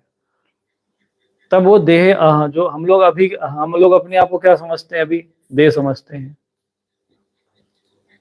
क्या कर बोले हम लोग, अब क्या है हम लोगों को भय है, हमारा जन्म हुआ है और बाद में मर जाएंगे। कौन मरेगा भाई, बोले हम मर जाएंगे। तो हम जो मैं मर जाऊंगा या हम मर जाएंगे, जो भाव है ये देह भाव है। और ये अज्ञानता का मूलक है, क्योंकि देह हम लोग है नहीं, चैतन्य स्वरूप आत्मा हम लोग है। ईश्वर अंश जीव अविनाशी चेतन अमल सहज सुख राशि। जीव अविनाशी है, अविनाशी हमारा विनाशी नहीं होता। अच्छेदो अदायो अक्लेद्य शोष्य एवच नित्य सर्वगत स्थानुर अचलोयम सनातन। ये है आत्मा का स्वरूप, नित्य सर्वगत स्थानुर अचलोयम सनातन। ये आत्मा का स्वभाव है, सनातन है, सदैव रहने वाले। शरीर क्या है, वासान से जीर्णानि यथा विहाय, जैसे पुराने वस्त्रों को त्याग कर नया शरीर धारण कर, तो नए वस्त्र धारण करता मनुष्य, वैसे ही आत्मा शरीर धारण करता है। तो जो ब्रह्म स्वरूप में स्थित हो गया वो समाधि में होता है, और समाधि में जीव और ब्रह्म एक हो जाता है। जीव भाव समाप्त, देह भाव समाप्त। वो कहते हैं फिर तो समझ में आता है कि भाई मैं तो चैतन्य स्वरूप में हूँ। फिर उसका देह को लेकर ज्यादा प्रपंच नहीं रहता है, पर देह का जब तो प्रारब्ध है भले देह का शरीर में, वो जीते जी मुक्त हो जाता है। वो फिर वो लोकांतर में, और वो कर्म ज्ञानाग्नि दग्ध कर्माणम, फिर ज्ञान के द्वारा उसके कर्म भी दग्ध हो जाते हैं। समाधि में जाने से क्या हम ईश्वर बन जाते हैं? भैया हम लोग पहले से ही ईश्वर हैं, बनना क्या है, सब ईश्वर ही तो है। अहम आत्मा गुड़ा केश सर्वभूता संयसित, वही आत्मा बनकर तो भगवान ही तो बने आत्मा, और कौन बने हैं? ईश्वर क्या बनना थोड़ी होता है, ईश्वर तो पहले से ही है। पर हम लोग क्या है कि शिव ही तो जीव बना है ना। अभी जीव भाव, जीव में फंसे हुए। अरे मैं तो शरीर में, जीव क्या है, जब आप अज्ञानतावश अपने स्वरूप को भूल जाओ और शरीर को मैं मान लो। अब स्त्री शरीर में चली गई तो कहती मैं स्त्री हूँ, पुरुष शरीर में चले पुरुष हूँ, पशु शरीर में चले जाओगे तो मैं पशु हूँ, मनुष्य शरीर में जाओगे मनुष्य हूँ। तो अज्ञानताजनक है। समाधि में जाने योगी कहाँ जाता है, वो वैकुंठ या कैलाश जाता है। वो कहाँ जाता है, उसको कहीं ना आना न जाना कुछ नहीं होता है उसका, सर्वगतः उसको सब जगह जा सकता है, सब जगह विराजमान रहता है। ये बहुत ऊंची चीजें हैं, वो सब चीजों में मत उलझो। लेकिन ये है कि वो समाधि का मतलब जो योग मार्ग के द्वारा मूलाधार से सहस्त्रार की जो प्रक्रिया होती है उसको जो पूर्ण कहता है करता है साधना मार्ग के द्वारा, उसी को योगी कहते हैं, वही सन्यासी है। अनाश्रित कर्म फलम कार्यम कर्म करोति है स सन्यासी च योगी च न निरग्नि न चाक्रिय। जो फिर ऐसा व्यक्ति कर्म फल की आश्रय लेता नहीं, क्योंकि उसको कर्म करना शेष नहीं रहता है, उसी को योगी सन्यासी माना गया भगवत गीता के अनुसार। ये क्या इनका उत्तर प्रदेश वाला मैटर आ गया। और देख लो, एक फिट माइंड ईट वाले ने कमेंट किया है, हमारे पड़ोसी है यादव उत्तर प्रदेश से, अब कौन सा जिला है वो तो बताया नहीं। 3 से 4 भाई है, किसी की बेटी की शादी होने वाली थी, उससे पहले उसके पिता की मृत्यु हो गई, उन्होंने अपने पिता को दफना दिया खेत में। क्यों? क्योंकि बोले उसकी बेटी की शादी होनी थी, विवाह होना था। तो ये किसने कहा कि भाई किसी लड़की का विवाह होने वाला हो, उसके पहले किसी की मृत्यु हो जाए तो उसको जमीन में गाड़ा जाता है? ये कौन से धर्म ग्रंथ में लिखा है? तो ये मूर्खता उसकी हो गई। अब उसके परिवार में जो भी मरेगा कहेंगे नहीं हमारे तो बाप दादा को उसकी तो गाड़ दिया था, चलो हम भी इसको भी गाड़ो वहीं पे बगल में। उसके पूरे खेत में जो है खेती करने की जगह, वहां इनके जो है सबों की खेती होने लग जाएगी। वो उनका फिर वो कृषि स्थान न रहकर वो प्रेत स्थान बन जाएगा पूरा। और ऐसे हो रहा है, ऐसी मूर्खता जैसे इन्होंने बताया। वो लड़की के साथ विवाह होने वाला था, पहले ही मर गए तो उसको जलाने की जगह गाड़ दो। अयोध्या फैजाबाद से देख लो, ये फिट माइंड ईट वालों ने उत्तर दे दिया। मनुष्य का प्राण मस्तिष्क से निकाल जाता है, क्या उसके शरीर को गाड़ना समाधि देना उचित है? जिसके शरीर का प्राण निकल गया उसको गाड़ना या समाधि देना अनुचित है, अशास्त्रीय है। समाधि में वही लोग जाते हैं जो जीवित होते हैं, जिनका प्राण अभी शरीर में रहता है। वो लोग जिन जिन योगियों को अपने शरीर को 1-2 हजार वर्षों तक रखना होता है, अधिक समय तक रखना होता है, ऐसे जो दिव्य पुरुष होते हैं, योगी पुरुष होते हैं, जो अवतारी पुरुष होते हैं, वो समाधि में जैसे बना देते हैं और फिर उसमें अपना ध्यान समाधि में चले जाते हैं। ऐसे महापुरुषों का शरीर चिदानंदमय देह तुम्हारी विगत विकार जाने कोई अधिकारी, उनकी जो देह जो होती है वो चिन्मय हो जाती है और उनके शरीर से दुर्गंध नहीं आती है। उनके शरीर वो मृतक नहीं माने जाते हैं, वो जीवित ही रहते हैं, बस केवल समाधि में रहते हैं। उनके जो श्वासोश्वास की गति समाप्त हो जाती है, उनके शरीर का प्राण जो है वो स्थिर हो जाता है, ब्लड का सर्कुलेशन बंद हो जाता है और वो ऐसे लोग 1,000 वर्ष, 2,000 वर्ष, 10,000 वर्ष तक शरीर धारण करके रह सकते हैं। जैसे कि भगवान कपिल मुनि है, जैसे संत ज्ञानेश्वर जी महाराज है, और भी संत महापुरुष होंगे भारत भूमि में। ऐसा नहीं कि जीवित समाधियां नहीं है, वो वास्तव में समाधि मानी जाती है। बाकी जिसका प्राण निकल गया, तो जैसे प्राण निकल गया तो शरीर हो गया मृतक, तो वो तो जो दुर्गंध मारेगा, तो उसकी प्रक्रिया ये है कि उसको वह स्मशान भूमि में ले जाओ और विधि विधान के साथ जो दाह संस्कार की प्रक्रिया पूरी करके उसको जला दो। और ये जो जलाने की प्रक्रिया है, जैसे आजकल कुछ विधर्मी परंपराएं हैं, वो जमीन में दफना देते हैं, तो ये भी अशास्त्रीय है। अभी सऊदी अरब में जो है ये चीज हो गया है कि इन्हें शरीरों को दफना नहीं जलाना चाहिए। अब वो अभी मेरे पास उसमें समाचार का वो रखा होगा लिंक, अभी आपने कभी सर्च मारो। और पहले जो है पारसी वगैरह क्षेत्र में उधर देखेंगे, पर्सिया आदि क्षेत्र में, वैसे जो पुरातन समय में मैंने कई फिल्मों में भी कई आपने देखा होगा कि वो लोग जैसे कोई मृतक हो जाता था तो उसको नाव में जैसे कुछ ज्वलनशील पदार्थ डालकर, लकड़ी डालकर उसको नाव पे उसके शव को रख दिया जाता था, फिर उसको नदियों में बहा दिया जाता था, क्योंकि भूमि उधर पहले कम रहती थी जलाने के लिए। और उसके बाद वो तीर मार देते थे, तीर से वो नाव जो है, नाव में वो शव जलता था और वो पूरी नाव जल जाती थी, उसके बाद वो उसका विसर्जन हो जाता था। इस प्रकार से उनकी शव जलाने की ही प्रक्रिया हुआ करती थी। तो जब शव मैंने शरीर जब नष्ट हो गया, शव जब दुर्गंध मार रहा है, तो उसको जाकर नष्ट कर दो। जैसे वस्त्र है हमारा, अगर वो खराब हो गया है तो हम क्या करते हैं, उसको जला देते हैं। और परंतु चूंकि उस शरीर का एक विज्ञान है, शास्त्र में लिखा हुआ है कि यदि उस किसी भी जीवात्मा का एक हड्डी भी अगर गंगा जल में है तो वो अनंत काल तक स्वर्गलोक में निवास करता है, ऐसा शास्त्रों में वर्णन आता है गंगा जी की महिमा के विषय में। तो इसका अर्थ ये है कि उस जीवात्मा का और उस जीवात्मा के उस शरीर के हड्डी का कुछ न कुछ संबंध है, तभी तो उसको उसका फल मिल रहा है।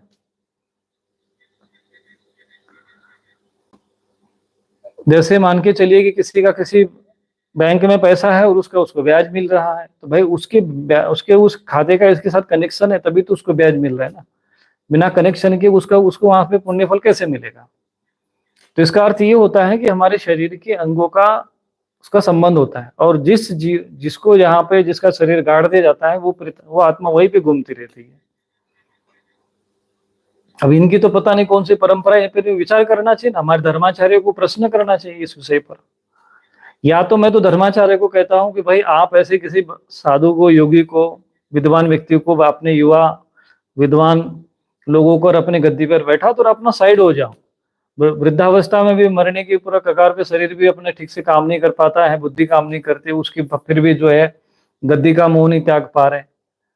और ऐसे जो कम से कम विद्वान युवा अगर उसमें स्थान पर बैठेंगे तो सनातन धर्म के का पोषण करेंगे और विद्वान होने चाहिए।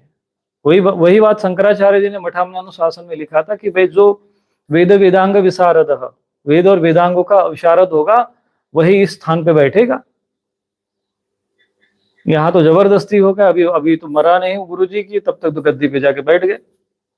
ऐसे लोग सनातन धर्म के लिए कल्याणकारी नहीं हो सकते। और इस विषय पर होना चाहिए, क्योंकि विद्वान व्यक्ति अगर बैठेंगे तो फिर इनका उत्तर देंगे, प्रश्नोत्तर होगी, चर्चा होगी, धर्म के विषय में चर्चा होनी चाहिए कि क्या होना चाहिए, क्या धर्म है, क्या सत्य है, क्या असत्य है। धर्म चर्चा करने में क्या समस्या है। एक विश्व धर्म संसद कहाँ हो रही है, अमेरिका में।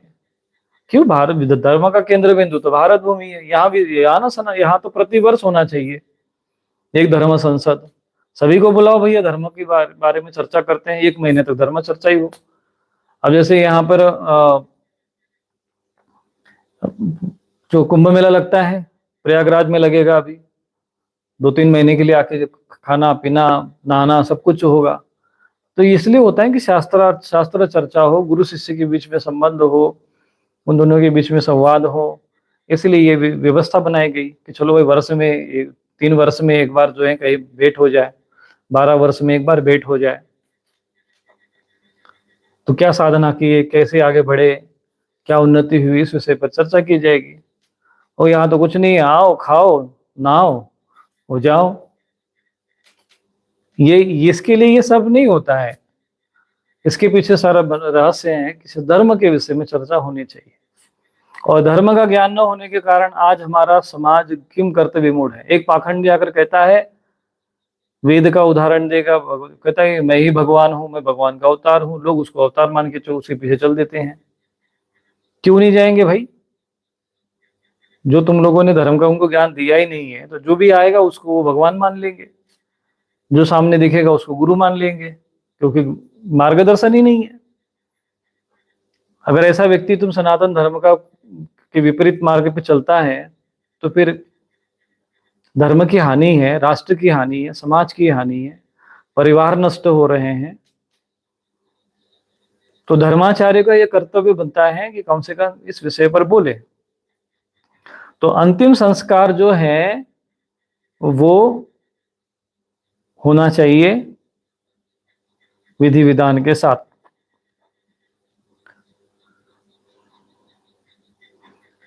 पशुओं का भी अंतिम संस्कार करना चाहिए, जो पालतू हो। लोग पशुओं को खेत में गाड़ देते हैं।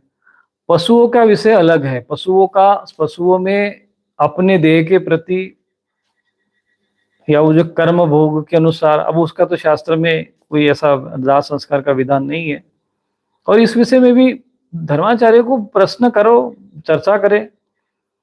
जहां तक है पशुओं का कोई अपने शरीर के प्रति उनका कर्म का जो सिद्धांत है उन पर लागू नहीं होता है, मोह उतना नहीं होता है शरीर के प्रति। जैसा उनको जैसा मनुष्य को कर्म करने का अधिकार है वैसा उनको नहीं होता है। वो तो अपने बस प्रारब्ध भोगने आते हैं, जड़ अवस्था में होते हैं वो लोग। तो इसीलिए उनका शरीर छूटने के बाद उनको तो भूमि में ही उसको गाड़ने का विधान है। और जला भी दो या गाड़ भी दो तो उसका कोई अंतर नहीं पड़ता है। लेकिन मनुष्य का जो है वो अलग विषय है। मनुष्य की जो ये मस्तिष्क होता है वहां पर उसके प्राण की चेतना रहती है। वो सोचता है, समझता है, चिंतन करता है। अपना मोक्ष है कि सदगति होना है कि दुर्गति होना है। पशु है तो दुर्गति को वैसा है तो वैसे ही वो दुर्गति में वो अपने कर्म के प्रारब्ध से चल रहा है। लेकिन मनुष्य के लिए विधान अलग है। कर्मण्येवाधिकारस्ते, मनुष्य को कर्म करने का अधिकार है। वो अपने कर्म करके, विशेष कर्म करके अपने कर्मों को काट सकता है। सदगति दुर्गति दोनों जगह कहीं भी दिशा में जा सकता है। वो अधिकार उसमें नहीं है, इसलिए उनके लिए विधान नहीं बना है। और फिर भी अगर शास्त्र में है तो ये सब अंतिम संस्कार के विषय में चर्चा होनी चाहिए। और अंतिम संस्कार का क्यों, 16 संस्कारों की चर्चा होनी चाहिए। कर्णवेद संस्कार होना चाहिए, नामकरण संस्कार, नामकरण करते समय बच्चे का नाम कौन सा रखना चाहिए और उस नाम का क्या प्रभाव पड़ता है, उसका आधार क्या है, किस प्रकार से रखना चाहिए। ज्योतिष में जन्म कुंडली बनती है, उसमें जो नहीं कहते इसका तो जन्म का नाम अलग है, राशि का नाम अलग है, ये जन्म का नाम अलग और राशि का नाम अलग, ये कहाँ से चीजें आ गई। तो फिर वो अक्षर क्यों देखा जाता है, जन्म का जो राशि जो नाम है वही नाम रखा जाता है, जो कि उसका अक्षर होता है। नक्षत्र में जो एक जिस नक्षत्र में उसका जन्म हुआ, वो किस चरण में हुआ, उस प्रत्येक चरण का एक अक्षर होता है, उसी अक्षर के आधार पर उसका नामकरण होता है। बाकी फिर अन्य उसके नाम हो सकते हैं, परंतु मूल नाम वही माना जाता है।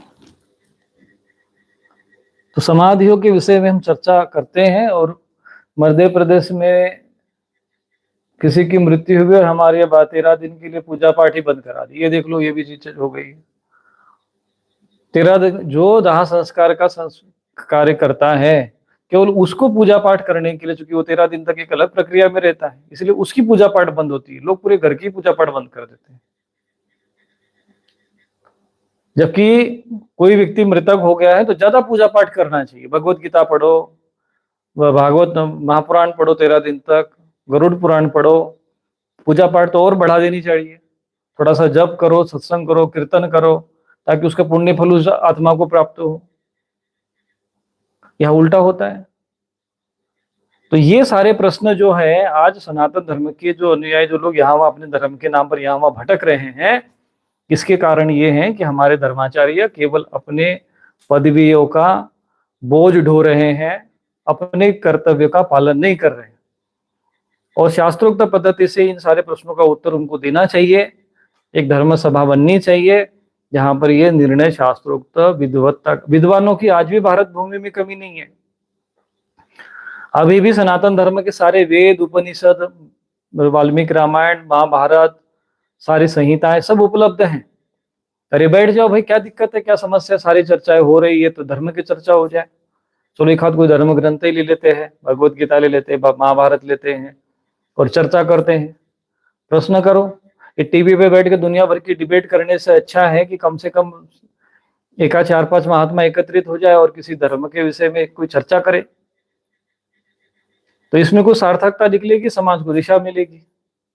हमने चैनल के माध्यम से यूट्यूब पे आए, लोगों को केवल पूरा मार्गदर्शन दिया, तो कई लोगों के जीवन में परिवर्तन आया है। आज ही हमने एक ऐसे ही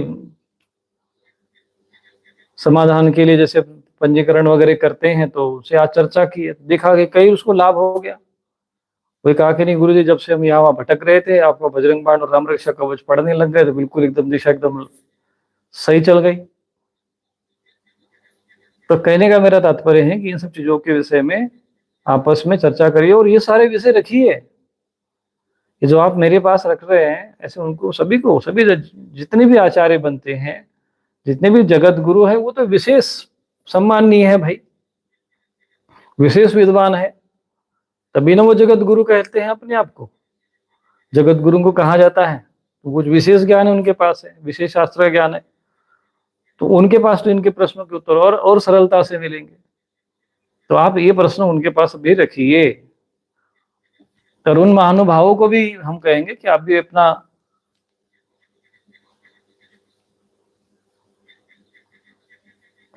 देख ले। महाराष्ट्र में आज भी ऐसा प्रचलन है कि पूर्वजों की कुछ हड्डी पत्थर के थड़गे में समाधि बना के पूजते हैं। यही तो सब कुछ हो रहा है जगह जगह पे। मैं जिस बात का विरोध कर रहा हूं, जिसका समाज दुष्परिणाम भुगत रहा है, ये वही है।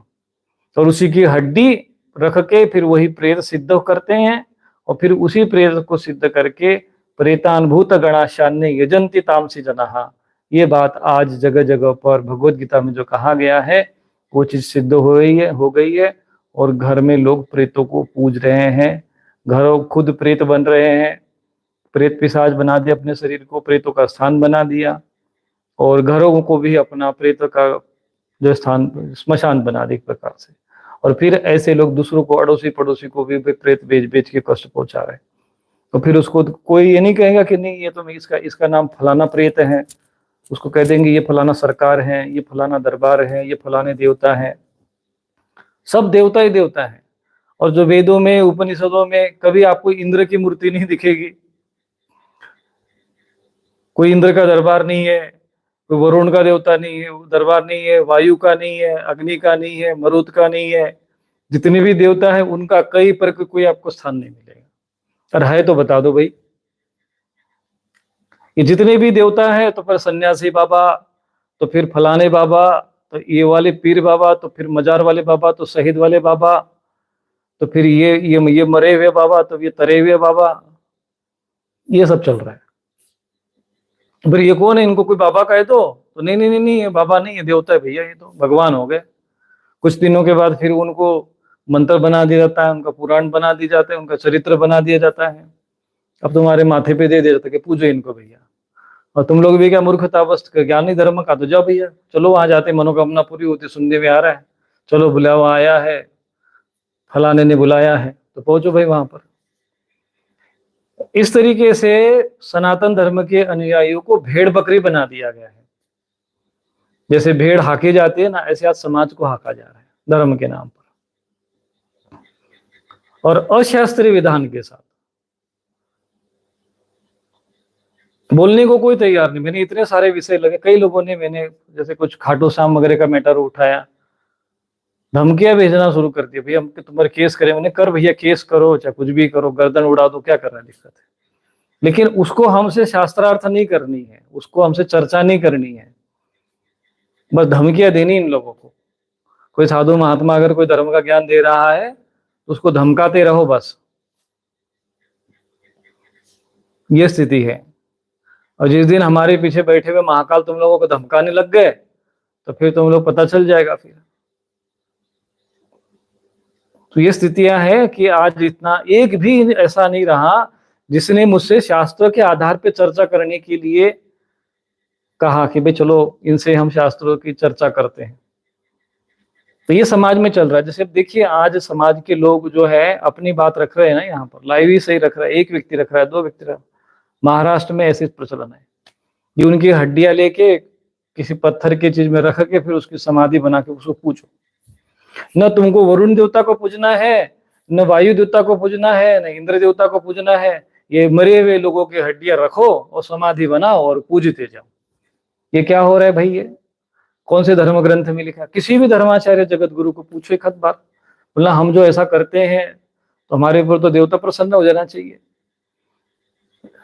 अरे देवता क्या प्रसन्न हो गया? तुम भी मर के ना वही प्रेत बन के घूमने वाले हो। फिर जो इन प्रेतों को पूजते हैं, भूतानि यान्ति भूतेज्य, भगवत गीता के अनुसार, जो भूतों को प्रेतों को पूजते, प्रेतान भूत गणाशान यजन्ति तामसी जन, तामसी लोग होते ये सारे, वो प्रेत ही यूं मर जाते हैं।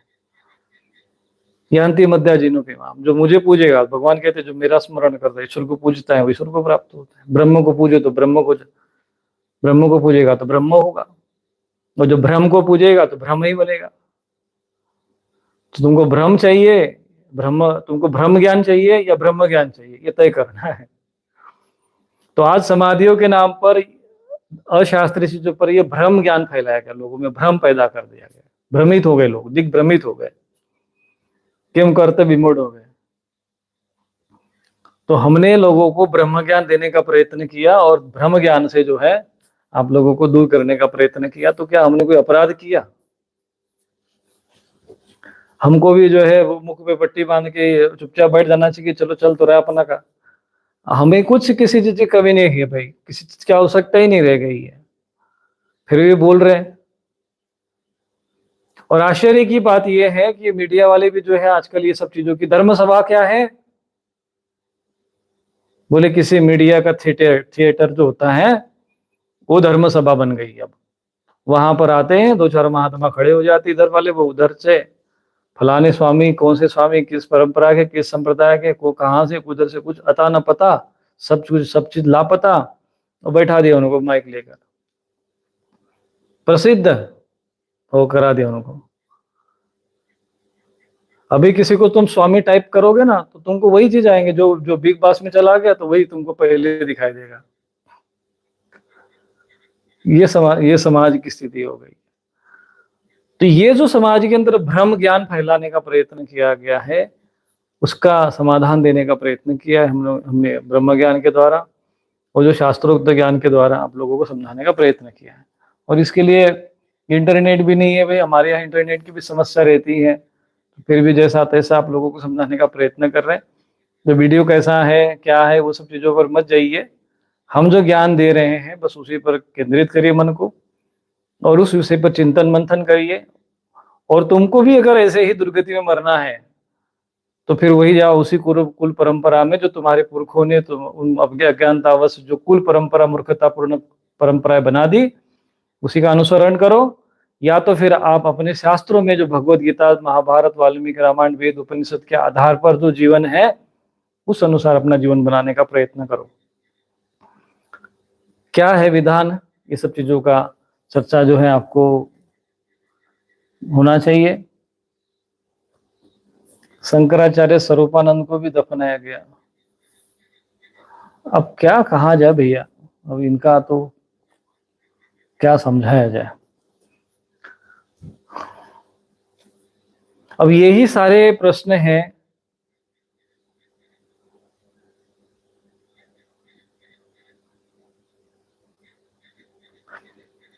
किसी ने कहा कि गुरुजी क्या ज्ञानेश्वर महाराज जी जैसे संतों जीवित समाधि तो ली है, उन संतों को छोड़ के बाकी सबका दाह संस्कार करना चाहिए। देखो, दाह संस्कार उसका करना चाहिए जो मृतक हो गया, जिसके शरीर से प्राण निकल गए।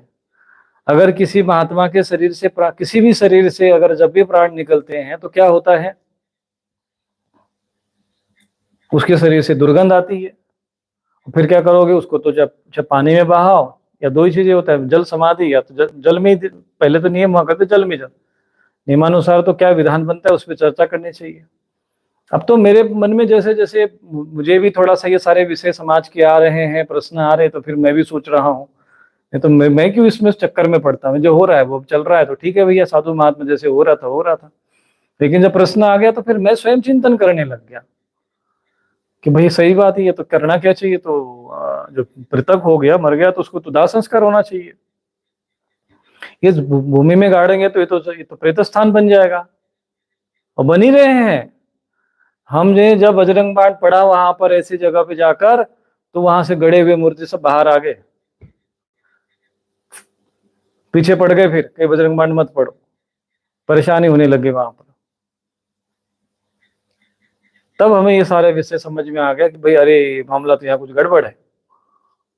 तो क्यों समाधि का क्या विधान, मैंने समाधियां होती तो फिर सारे संत सिद्ध महापुरुषों की, ऋषि मुनियों की समाधि होती ना, ये कोई परंपरा थोड़ी है सनातन धर्म की। भाई सनातन धर्म की परंपरा है कि अग्नि में यज्ञ कुंड के माध्यम से, यज्ञ के माध्यम से देवताओं का यजन करना चाहिए, ये परंपरा है। तपस्या करना चाहिए, योग साधना करना चाहिए, योग दर्शन के द्वारा, ब्रह्म सूत्र के द्वारा जो शास्त्र है उसके अनुसार साधना आराधना करनी चाहिए, भक्ति मार्ग से भगवान की उपासना करनी चाहिए, ये न शास्त्र सनातन परंपरा है। तो योग मार्ग के अंतर्गत जब मूलाधार से सहस्त्रार की प्रक्रिया को जो प्राप्त होकर जो लोग शरीर को जीवित रखते हैं, मतलब अभी मृतक नहीं हुए हैं, जब मृतक नहीं हुआ तो उसको उसका दाह संस्कार होगा ही नहीं, तो इसीलिए उनके शरीर को समाधि में रखा जाता है। जैसे संत ज्ञानेश्वर जी महाराज हो गए, उनके एक शिष्य थे चांगदेव जी महाराज, 1400 वर्ष रहे। अगर संत ज्ञानेश्वर जी महाराज अगर कोई साधारण संत होते तो 1400 वर्ष का महापुरुष, योगी पुरुष उनका शिष्य बनता क्या? वो तो स्वयं स्वयं और फिर ऐसे संत महापुरुष जो संत ज्ञानेश्वर जी जैसे संत महापुरुष आते हैं तो उन्होंने स्वयं को भगवान के रूप में सिद्ध नहीं किया, न उन्होंने कोई अपना धर्म ग्रंथ बनाया, उन्होंने भगवत गीता की व्याख्या कर दी, उन्होंने कोई अलग से नए ग्रंथ की स्थापना नहीं की, बस केवल उस ग्रंथ को ही, भगवत गीता को ही समझाया है अपनी सामान्य जन भाषा में, भावार्थ दीपिका के रूप में उन्होंने उसकी एक व्याख्या कर दी भगवत गीता की। तो सनातन धर्म का मूल ग्रंथ कौन सा हुआ? ज्ञानेश्वरी या भावार्थ दीपिका नहीं, भगवत गीता ही। लेकिन भगवत गीता को उसका जो भाव है, उसका जो रहस्य है, उन्होंने आम जनमानस के समय समक्ष जो है वो भावार्थ दीपिका के रूप में रखा।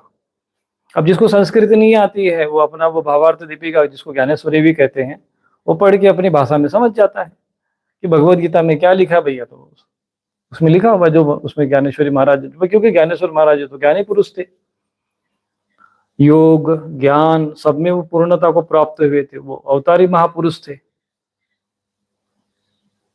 तो उनको ज्यादा उस विषय का ज्ञान, धर्म का ज्ञान, भाई अनुभवी व्यक्ति थे। उन्होंने भी भगवत गीता की ही व्याख्या की। शंकराचार्य जी आए तो उन्होंने भगवत गीता के शंकर भाष्य लिखा, और आज भी हम भगवत गीता का ही विषय बताते हैं आपको। कोई भी साधु संत महात्मा आएगा तो वो अपने धर्म ग्रंथ की बात करेगा। तो सनातन धर्म और सनातन धर्म के धर्म ग्रंथ, तो हमारा आचरण कैसा होना चाहिए, सनातन धर्म के जो धर्म ग्रंथ है उसके अनुरूप हमारे आचरण होना चाहिए। बात ही समाप्त हो गई। नया पुराण खड़ा कर दो, नई परंपरा खड़ी कर दो, सनातन धर्म के धर्म ग्रंथ कोने में रह गए, ये क्या है? ये दुर्गति के लक्षण है। पतन है ये, बहुत बड़ा घोर पतन, जीते जी और मरने के बाद भी पूरा राष्ट्र, पूरा समाज दुर्गति को प्राप्त हो रहा है। और धर्माचार्य क्या है? अपना लगे भी जगत गुरु बना गए, बस डोरे उसी को, शरीर को। स्वयं अगर धर्म का ज्ञान नहीं दोगे तो समाज ऐसे ही दुर्गति को प्राप्त होगा और भटकेगा। मैं कभी कभी कटाक्ष इसलिए करता हूँ, लोग बोलते हैं स्वामी जी आप कभी कभी कटाक्ष बोलते हैं, आपकी बातें बड़ी चुभती है। मैं इसीलिए बोलता ही हूँ कि कम से कम उनकी जो मृतक आत्मा है वो जीवित हो जाए, उनको बोध हो जाए कि भाई हाँ वास्तव में मैं जगत गुरु हूँ, मुझे इस स्थान पर बैठा हूँ, धर्माचार्य हूँ, तो मुझे धर्म ग्रंथ का ज्ञान होना चाहिए और धर्म ग्रंथों के आधार पर इनको समाज को ज्ञान देना चाहिए। इसलिए मैं ये कटाक्ष करते हुए कभी कभी बोल देता हूँ। तो उसके पीछे भाव ये नहीं है कि मेरा उनसे कोई द्वेष है किसी के प्रति, बस ये है कि वो जग जाए, उनको बोध हो जाए। क्योंकि समाज में ये सारे प्रश्न जो है ये कौन इसका उत्तर कौन देगा?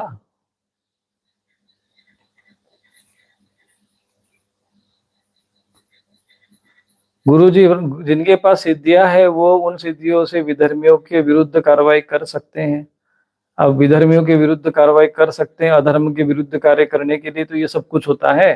तो यज्ञ वगैरह जो होते हैं वो सब किस लिए होते हैं? आप देखिए ना, हम लोग चैनल के माध्यम से अपने स्वामी रूपेश्वर वेबसाइट पे जाइए, कितने यज्ञ हमने करवाए, तो उसमें किसका संकल्प था? अधर्म का नाश हो।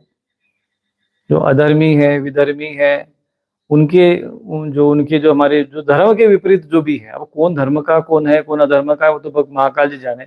हमारा काम है महाकाल जी को एक प्रोग्राम सिस्टम जैसे होता है अपना दे दिए, स्वाहा बोल के भाई अपना धर्म का नाश करो। अब वो महाकाल जी देख रहे हैं, अपने गणों को भेज के टेस्ट करो कौन धर्म वाला है कौन अधर्म वाला है, वो जानेंगे। अब हमें क्या, हमारे पास कोई जो है माइक्रोस्कोप तो नहीं है ये देखेंगे कि भाई ये अधर्म वाला है कि अधर्मी है कि कौन विधर्मी है। वो महाकाल जी जानते हैं, वो देवतागण जानते हैं, वो सर्वज्ञ हैं। तो हमारा काम है संकल्प कर देना। तो हम कर रहे हैं वही काम जो एक ऋषि का कार्य है, वो अपना निभा रहे हैं।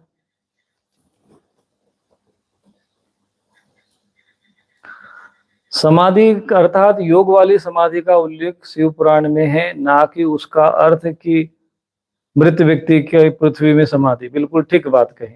अब इसको समझ में आ गया भाई। हंसराज धाकड़, भूमिपुत्र।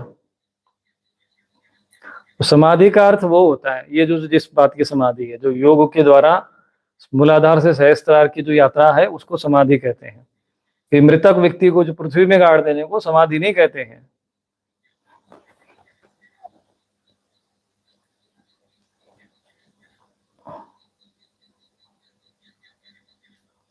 लेकिन 3-4 बार घर के सभी पुरुषों ने बाल कटवाए हैं, हरिद्वार जाकर श्राद्ध करके आए हैं, दफना कर मैंने, मतलब उसको तो बना दिया प्रेत।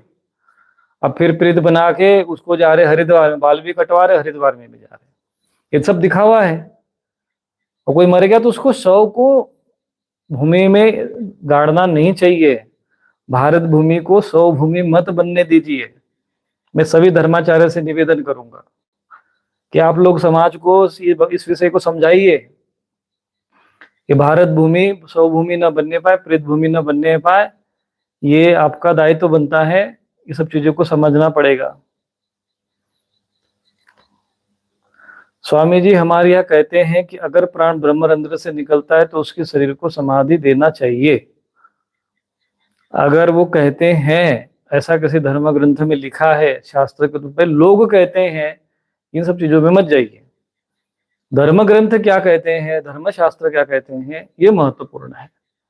अगर धर्मशास्त्र इस बात के अनुमोदन देते हैं तो करो, हमें क्या आपत्ति है। अगर कहीं पर आता है कि नहीं जो है ऐसे, अब उसका प्राण ब्रह्मरंध्र से निकला है तो कैसे पता चलेगा, पहले तो ये मुद्दा है। ब्रह्मरंध्र से निकलेगा तो दिखना चाहिए ना, ब्रह्मरंध्र से प्राण निकला है, तो प्राण तो पहले निकलता है तो वो दिखता ही नहीं है। तो पहला बिंदु तो यहाँ पर समाप्त हो गया। दूसरा ये है कि ऐसा किसी धर्म ग्रंथ में लिखा है क्या, ये भी देखना पड़ेगा। किसी धर्म ग्रंथ में लिखा है, किसी धर्म ग्रंथ में उसका विरोध किया है, तो दोनों में कौन सी बात सत्य है, इस पर भी चर्चा करनी पड़ेगी। इस प्रकार से जो शास्त्रोक्त सत्य है वो समाज के समक्ष रखना पड़ेगा। और इसके लिए देखते हैं क्या है, जैसे भी शव को जब जब जलाते हैं तो तांत्रिक शव की हड्डी खोपड़ी को क्यों ले जाते हैं। कई बार गांव में एक दो तांत्रिक रात्रि में दिगंबर होकर योग जैसी क्रिया करते हैं। वो इसलिए ले जाते हैं कि जो मर गया है वो प्रेत योनि में है, उसकी खोपड़ी में, उनको पता है कि खोपड़ी के साथ प्रेत का कनेक्शन देता है। खोपड़ी हमारे हाथ में मतलब प्रेत हमारे हाथ में, फिर उसी प्रेत के द्वारा 10 20 50 और प्रेत इकट्ठा कर लेते हैं और फिर बैठ जाते हैं गांव के कोने में, और फिर वही बैठे बैठे वहां से गांव में प्रेत बेचते रहते हैं। जाओ फलाने के पास जाओ, उसको मेरे पास लेकर आओ, फलानी के पास जाओ, उसको मेरे पास लेके आओ, उसको ये करो, उसको वो करो। ये सारे प्रेत सिद्ध करने वाले लोग होते हैं। इन्हीं को भगवत गीता में कहा गया है, प्रेतान भूत गणाशान्य यजंती तामसी जनाहा। ये तामसी लोग हैं तो इन प्रेतों को पूजन करेंगे।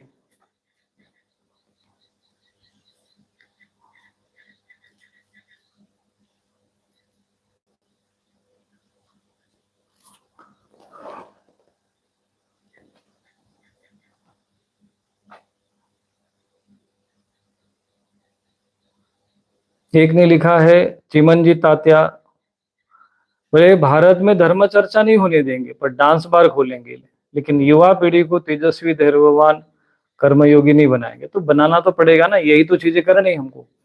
भारत में धर्म चर्चा होनी चाहिए।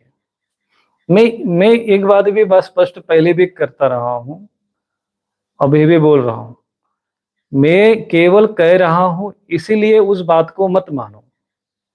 मेरी बात यदि शास्त्र सम्मत है, शास्त्रोक्त है, तो ही स्वीकार करो। और यदि मैं कोई अशास्त्रीय बात कहता हूं तो आपको ये अधिकार में है कि आप मेरा उस बात का विरोध कर सकते हैं कि स्वामी जी आप यहाँ पर जो चीज बोल रहे अशास्त्रीय हैं, तो हम उस पर विचार करेंगे, लगेगा कि ये त्रुटि हमारी है तो हम उसमें सुधार करेंगे। और ये बात सभी के लिए लागू होती है, सभी धर्माचार्य के लिए लागू होती है। ये बात को सदैव ध्यान रखना। इसलिए प्रमाण कौन है, स्वामी रूपेश्वरानंद प्रमाण नहीं है, कोई जगत गुरु धर्माचार्य बोले प्रमाण नहीं है, ये सब टाइटल वाले प्रमाण नहीं है, कोई मठाधीश पीठाधीश बोले ये प्रमाण नहीं है। बोले प्रमाण क्या है, तस्मात् शास्त्रम प्रमाणम कार्य कार्य व्यवस्थितो ज्ञातवा शास्त्र विधानोक्त कर्मम कर्तुम विहारहसि। ये भगवत गीता में कहा है कि जो शास्त्र, तस्मात् शास्त्रम प्रमाणम, कार्य कार्य व्यवस्थित हो, क्या करना चाहिए क्या नहीं करना चाहिए शास्त्र प्रमाण है, भगवत गीता में बोल दिया। ज्ञातवा शास्त्र विधानोक्तम, और क्या करना है आगे, भगवान कहते हैं कि वो शास्त्र का विधान जान लो और फिर कर्म करो। तो पहले पता तो हो कि दाह संस्कार कैसे करना चाहिए। तो यही विषय मैंने रखा है कि दाह संस्कार जो है उसका विधान क्या है, सन्यासियों के लिए क्या होना चाहिए। नहीं तो हम सन्यासियों की परंपरा के, तो भाई हम हमारे भी कई ऐसे संप्रदाय बने हुए हैं। शैव संप्रदाय के अंतर्गत वो कौन सा उधर संप्रदाय, लिंगायत संप्रदाय के कुछ लोग हैं, कहते हमारे यहाँ तो बस वो शिवलिंग, हम तो सब जिते जी ही मुक्त हो जाते तो हमको सब गाड़ दिया जाता है। भाई तुम अलग कहाँ से हो गए, सनातन धर्म से कैसे अलग हो सकते। कोई भी ज्ञान लोगे तो या तो तुम सनातन धर्म के अनुयायी हो या तो सनातन धर्म के विरोध हो, दो ही लोग हो सकते हैं। या तो सनातन धर्म का जो भाग है तो सनातन धर्म के अनुसार ही होगा। कोई शैव संप्रदाय का हो सकता है कि सनातन धर्म के अंतर्गत वो शिव की उपासना करता है तो शैव संप्रदाय है, लेकिन जो 16 संस्कार का विधान है वो सबके लिए समान होगा। अब गर्भाधान का संस्कार ऐसा नहीं कि शैव संप्रदाय वालों का अलग होगा और वैष्णव वालों का अलग होगा। शाक्त संप्रदाय वाले अलग से गर्भाधान संस्कार करेंगे और इसका विधान अलग होगा और इसके लिए अलग हो जाएगा। दक्षिण भारत वाले अलग से गर्भाधान विधान संस्कार हो जाएगा और उत्तर वालों का अलग हो जाएगा। अरे भाई, सनातन धर्म के है तो सनातन धर्म का जो विधान है गर्भाधान संस्कार का, समावर्तन संस्कार का, विवाह संस्कार का, अंतिम संस्कार का जो विधान है वो एक ही है। वो चाहे उत्तर दक्षिण इस बात के आधार पर उसमें भेद और अंतर नहीं आ सकता। शैव संप्रदाय वैष्णव संप्रदाय के आधार पर भेद नहीं हो सकता। दो ही बातें हैं, या तो आप धर्म के पक्ष में हो सकते हो या तो अधर्म के पक्ष में हो सकते हो। या तो सनातन धर्म के अनुयायी हैं आप, या तो सनातन धर्म के विपरीत आचरण करने वाले अधर्मी है। दो ही हो सकते हैं, तीसरा तो हो ही नहीं सकता। नहीं, हम तो सनातन धर्म के ही है लेकिन हम अलग तरीके से पूजते हैं। ऐसे कैसे हो जाएगा मन मर्जी का? तो इसका मतलब जो तुम मन मर्जी कर रहे हो तो तुम सनातन धर्म के अनुसार अनुयायी नहीं हो। ये सनातन धर्म का संप्रदाय नहीं है, ये छद्म संप्रदाय है। अभी मैं इस पर बोलने वाला था, मैं अभी बीच में एक टाइटल बना के रखा है, कल हम इस पर चर्चा करेंगे। सनातन धर्म के छद्म संप्रदाय, ये सनातन धर्म का भाग है ही नहीं है। तो जब फिर सनातन धर्म का भाग नहीं तो क्या है? फिर वो धर्म है, सीधी सी बात है। जो धर्म नहीं है फिर वो क्या है? बोले अधर्म है। जो धर्म नहीं वही अधर्म है। बोले कि तो अधर्म की व्याख्या क्या है? बोले जो धर्म नहीं। तो सरल बात है ना ये तो। इसीलिए ये सारा विषय हमने आपके समक्ष रखा है।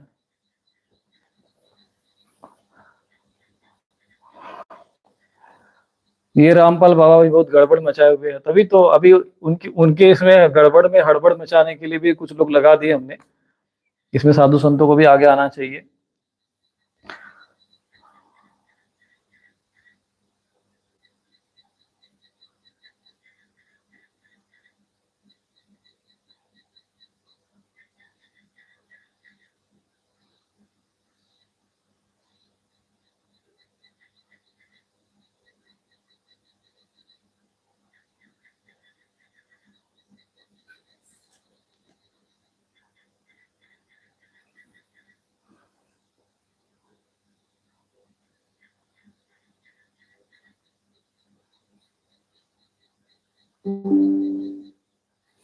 एक ने लिखा है, पृथ्वीराज महाराज जी, समाधि के मामले पर एक भगत ने कहा कि नाथ भी तो समाधि लेते हैं, संतों को तो दफनाया ही जाता है, पर वैसे मुझे निजी तौर पर लगता है कि दफनाना सही नहीं।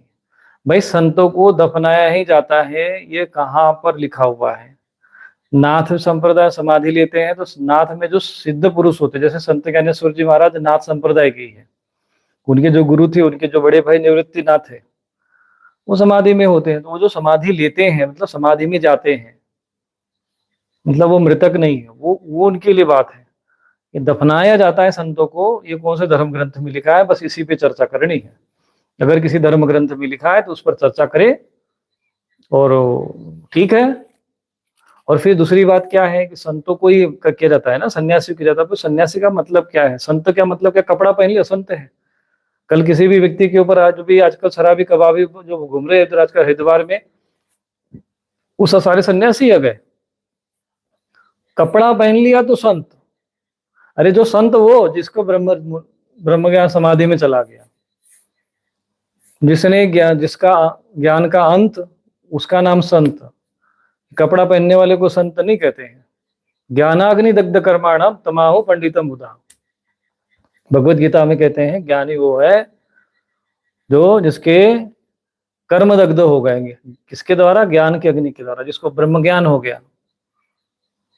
यहाँ तो बस संत का मतलब कपड़ा पहन लिया, संत जी महाराज जी, बस हो गए।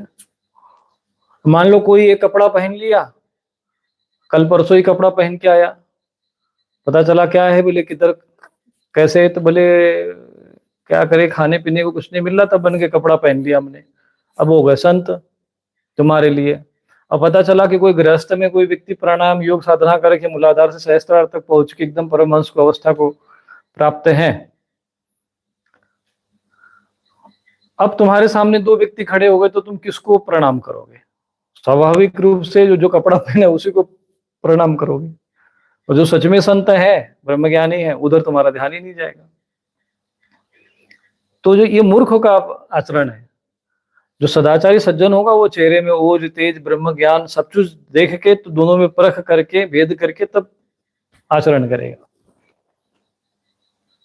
इसीलिए एक एक नियम और बनना चाहिए कि साधु संतों में जो एक वो होना चाहिए पद, जैसे ये पता चलता है ना कि वेद अवेद, तो ये पूरा भारत भर का मतलब एक सिस्टम जो है, स्कैनिंग जो होनी चाहिए पूरी, साधु संतों की स्कैनिंग होना बहुत आवश्यक है। संत समाज की, कौन साधु है, कौन सन्यासी है, कितना ज्ञान है कि नहीं है, ये सब की स्कैनिंग बहुत जरूरी है। मैं तो ये कहूंगा कि आने वाले समय में सभी धर्माचार्य से ये कहूंगा कि यदि हमारी संत परंपरा को, धर्म परंपरा को, योग परंपरा को जीवित रखना है, तो समस्त धर्माचार्यों को एकत्रित होकर जो वास्तविक साधु सन्यासी है उनका एक आपको डेटा रखना चाहिए, उनका एक विधान रखना पड़ेगा और उसको मान्यता देनी पड़ेगी।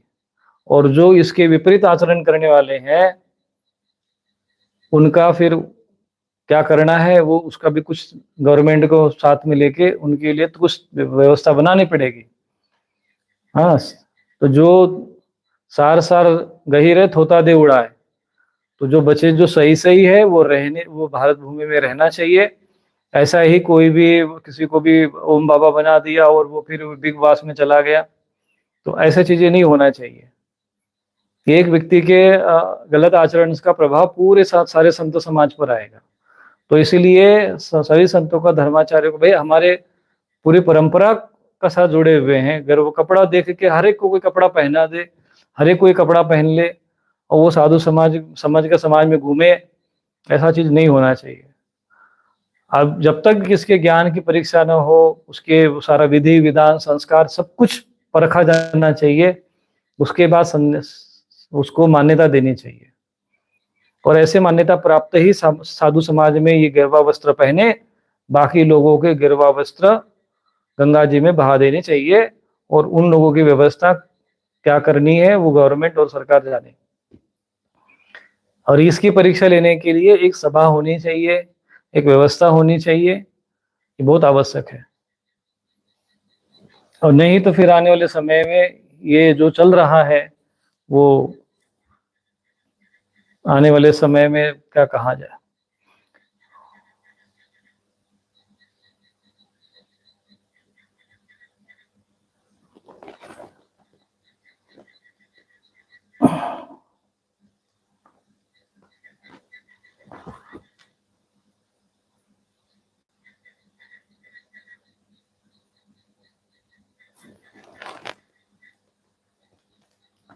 कहते बालाजी में प्रेत क्या है, किसी ने कहा महाराज जी, मेरी बहस भी कुछ भक्तों से बोले, अगर बालाजी में प्रेत हैं तो महाराज जी से बोलो कि भूत को भगा दे। हम भगा तो नहीं दे रहे हैं, भूतों का इलाज तो चल ही रहा है पूरे भारत भूमि में। जब तुम अपने ये सब भूमि में प्रेत और शव गाड़ के बैठोगे, भूमि को ही पवित्र अपवित्र कर दोगे, ये पहले चीजें समाप्त होनी चाहिए। प्रक्रिया तो यही है कि वास्तव में वहां पर समाधियां देना चाहिए, ऐसे लोगों को गाड़ना चाहिए कि नहीं गाड़ना, यही जब तक समाप्त नहीं होगा तब तक ये सब चीजें तो चलती रहेगी। और बाकी उनको भस्म करने वाली प्रक्रिया तो हमारी बराबर यज्ञ के माध्यम से चल रही है। भारत भूमि में जितनी भी प्रेत पिशाच राक्षस भूत प्रेत पिशाच निशाचर सबकी जो है व्यवस्था धीरे धीरे चल रही है। जो कि इतने कई दिनों का कचरा है, तो थोड़ा सफाई करने में समय लगेगा, लेकिन आने वाले 1-2 वर्षों के अंदर आप लोग ये सब चीजें नाटकबाजी बंद होते हुए देखोगे। और धीरे धीरे ये सब चीज समाप्त तो होगी। धीरे धीरे ये पाखंड धीरे धीरे समाज के समक्ष आ गया है, ये लोग नग्न होते जा रहे हैं धीरे धीरे। और इसके लिए न्यूज नेशन जैसे चैनलों को मैं साधुवाद देता हूँ, शुभ आशीर्वाद देता हूँ कि उनको भगवान और सामर्थ्य दे, सद्बुद्धि दे कि समाज में ऐसे लोगों को जो इनका जो भी है पोस्टमार्टम होना चाहिए। और ये भी चीजें हैं कि जो शव गाड़े जा रहे हैं, जो भूमि को ही प्रेत भूमि बनाने का जो प्रक्रिया चल रही है, इस पर भी नियंत्रण देना चाहिए। तो जो भी अभी कुछ नेता लोग भी अब इस विषय पर बोलने लगे, उनको हमारा धन्यवाद है, साधुवाद उनको भी है। और साधु संतों को भी, धर्माचार्यों को भी, इस विषय में विद्वान लोगों को भी इस पर चर्चा करनी चाहिए। हमने विषय लोगों विद्वत समाज के समक्ष रख दिया, साधु समाज के समक्ष रख दिया है, आगे उनको क्या करना है उन्हें तय करना है।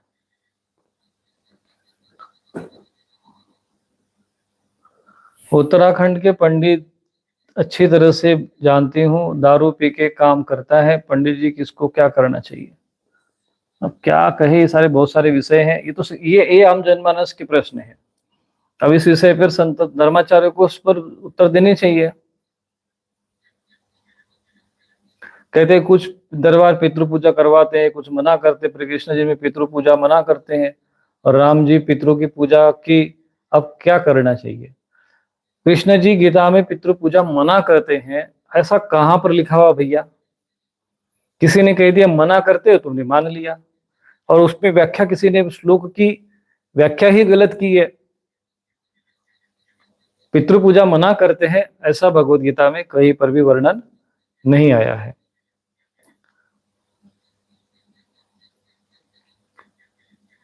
भगवान कृष्ण का आप देखेंगे कि जो द्वारका में जब वहां से जब जितनी भी इस प्रकार का वहां घटना घट गई, उसके बाद अर्जुन ने सभी का पिंड और तर्पण की क्रिया की है। तो इसलिए ये मना करते वाली बात तो बिल्कुल अशास्त्रीय है। ऐसा कई भगवत गीता के श्लोकों का गलत अर्थ लगाकर, ये जैसे ये रामपाल जैसे जो ये महात्मा जो अपने को कहते हैं, और इनके जो तत्वदर्शी कहते हैं, इन लोगों ने उस श्लोकों के गलत अर्थ लगाकर समाज को भ्रमित कर दिया है। जबकि ऐसा नहीं है, भगवान कृष्ण ने भी स्वयं नित्य श्राद्ध तर्पण करते थे और वहां पर यज्ञ के माध्यम से भी पूजन किया, श्राद्ध तर्पण आदि क्रिया करते थे। उसके बाद अर्जुन ने भी उन सबकी श्राद्ध आदि तर्पण क्रिया की है, ये प्रमाण आता है। यहाँ तक कि महिलाओं ने भी तर्पण क्रिया की है, ये भी महाभारत में वर्णन आता है। जो कौरव जो कुरुक्षेत्र का युद्ध हुआ, तो वहां पर उनकी स्त्रियों ने भी उनके निमित्त तर्पण आदि नदियों में किया है। ऐसा वर्णन महाभारत में, इस विषय पर मैं एक वीडियो बना चुका हूँ। इससे ये सिद्ध होता है कि महिलाएं भी पितृ तर्पण कर सकती है। मैंने इसी आधार पर एक वीडियो बनाया था, प्रमाण दिया था महाभारत का, और ये सब प्रमाण यदि मिलेंगे तो हम इस विषय पर चर्चा करते जाएंगे।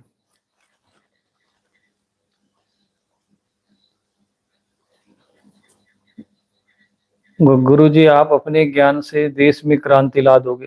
भाई, हमें अपने ज्ञान से क्या, ये तो सब ऋषि मुनियों का ज्ञान है, इसमें मेरा कोई ज्ञान नहीं है। मैं तो बस उस ऋषि मुनियों के ज्ञान को, ईश्वरीय ज्ञान को, जो हमारे धर्म ग्रंथों में पहले से लिखा हुआ है, केवल मैं उतना ही तो बोल रहा हूँ। अलग से कोई बात मैं नहीं रख रहा हूँ कि जो है मेरा अपना कोई निजी ज्ञान है। मेरा अपना ये कोई निजी ज्ञान नहीं है। जो शास्त्रोक्त विषय है, शास्त्र में जो लिखा है, बस मैं उतना ही बोल रहा हूँ। तो ये सारे प्रश्न हैं। बाकी इस विषय पर और भी कोई रह गया होगा तो एक आध बार हम लोग पुनः इस विषय पर चर्चा करेंगे। अभी देखते हैं समाधि वाला ये मुद्दा, मुझे लगता है ये कहाँ तक जाता है, क्योंकि ये मुद्दा प्रत्येक व्यक्ति के साथ जुड़ा हुआ है, सनातन धर्म से जुड़ा हुआ है। तो निश्चित रूप से ये चर्चा का विषय बनेगा और आगे भी इस विषय पर पुनः चर्चा होगी। जैसा भी किसी ने प्रश्न किया कि महापुरुषों के फोटो के सामने भी धूप दीप फूल देना भी अशास्त्रीय है क्या, तो इस पर भी ये प्रश्न चर्चा करनी चाहिए। हाँ, ये बात सही है कि पितरों को पूजने वाले पितरों को प्राप्त होते, ऐसा कहते हैं, लेकिन पितरों को पूजना नहीं चाहिए ऐसा वर्णन नहीं है।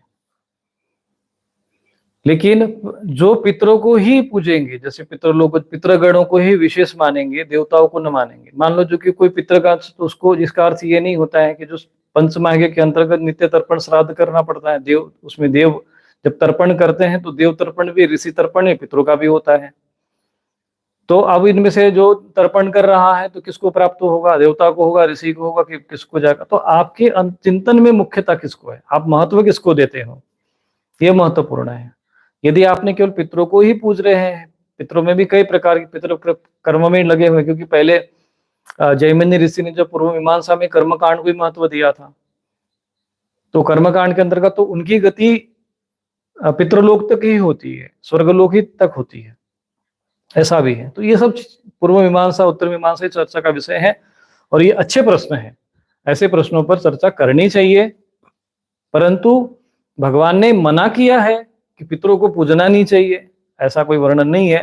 पूछते हैं, पितरो नियांति पितृवता भूता नियांति भूतेजा, ऐसा उसमें वर्णन आता है।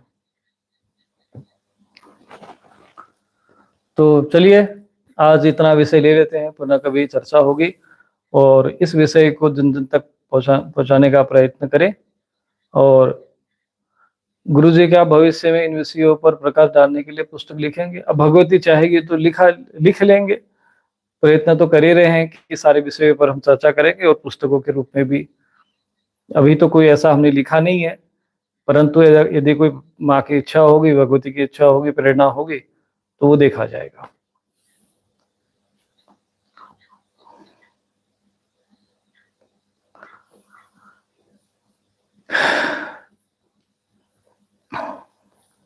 तो चलिए आज इतना ही। नारायण नारायण।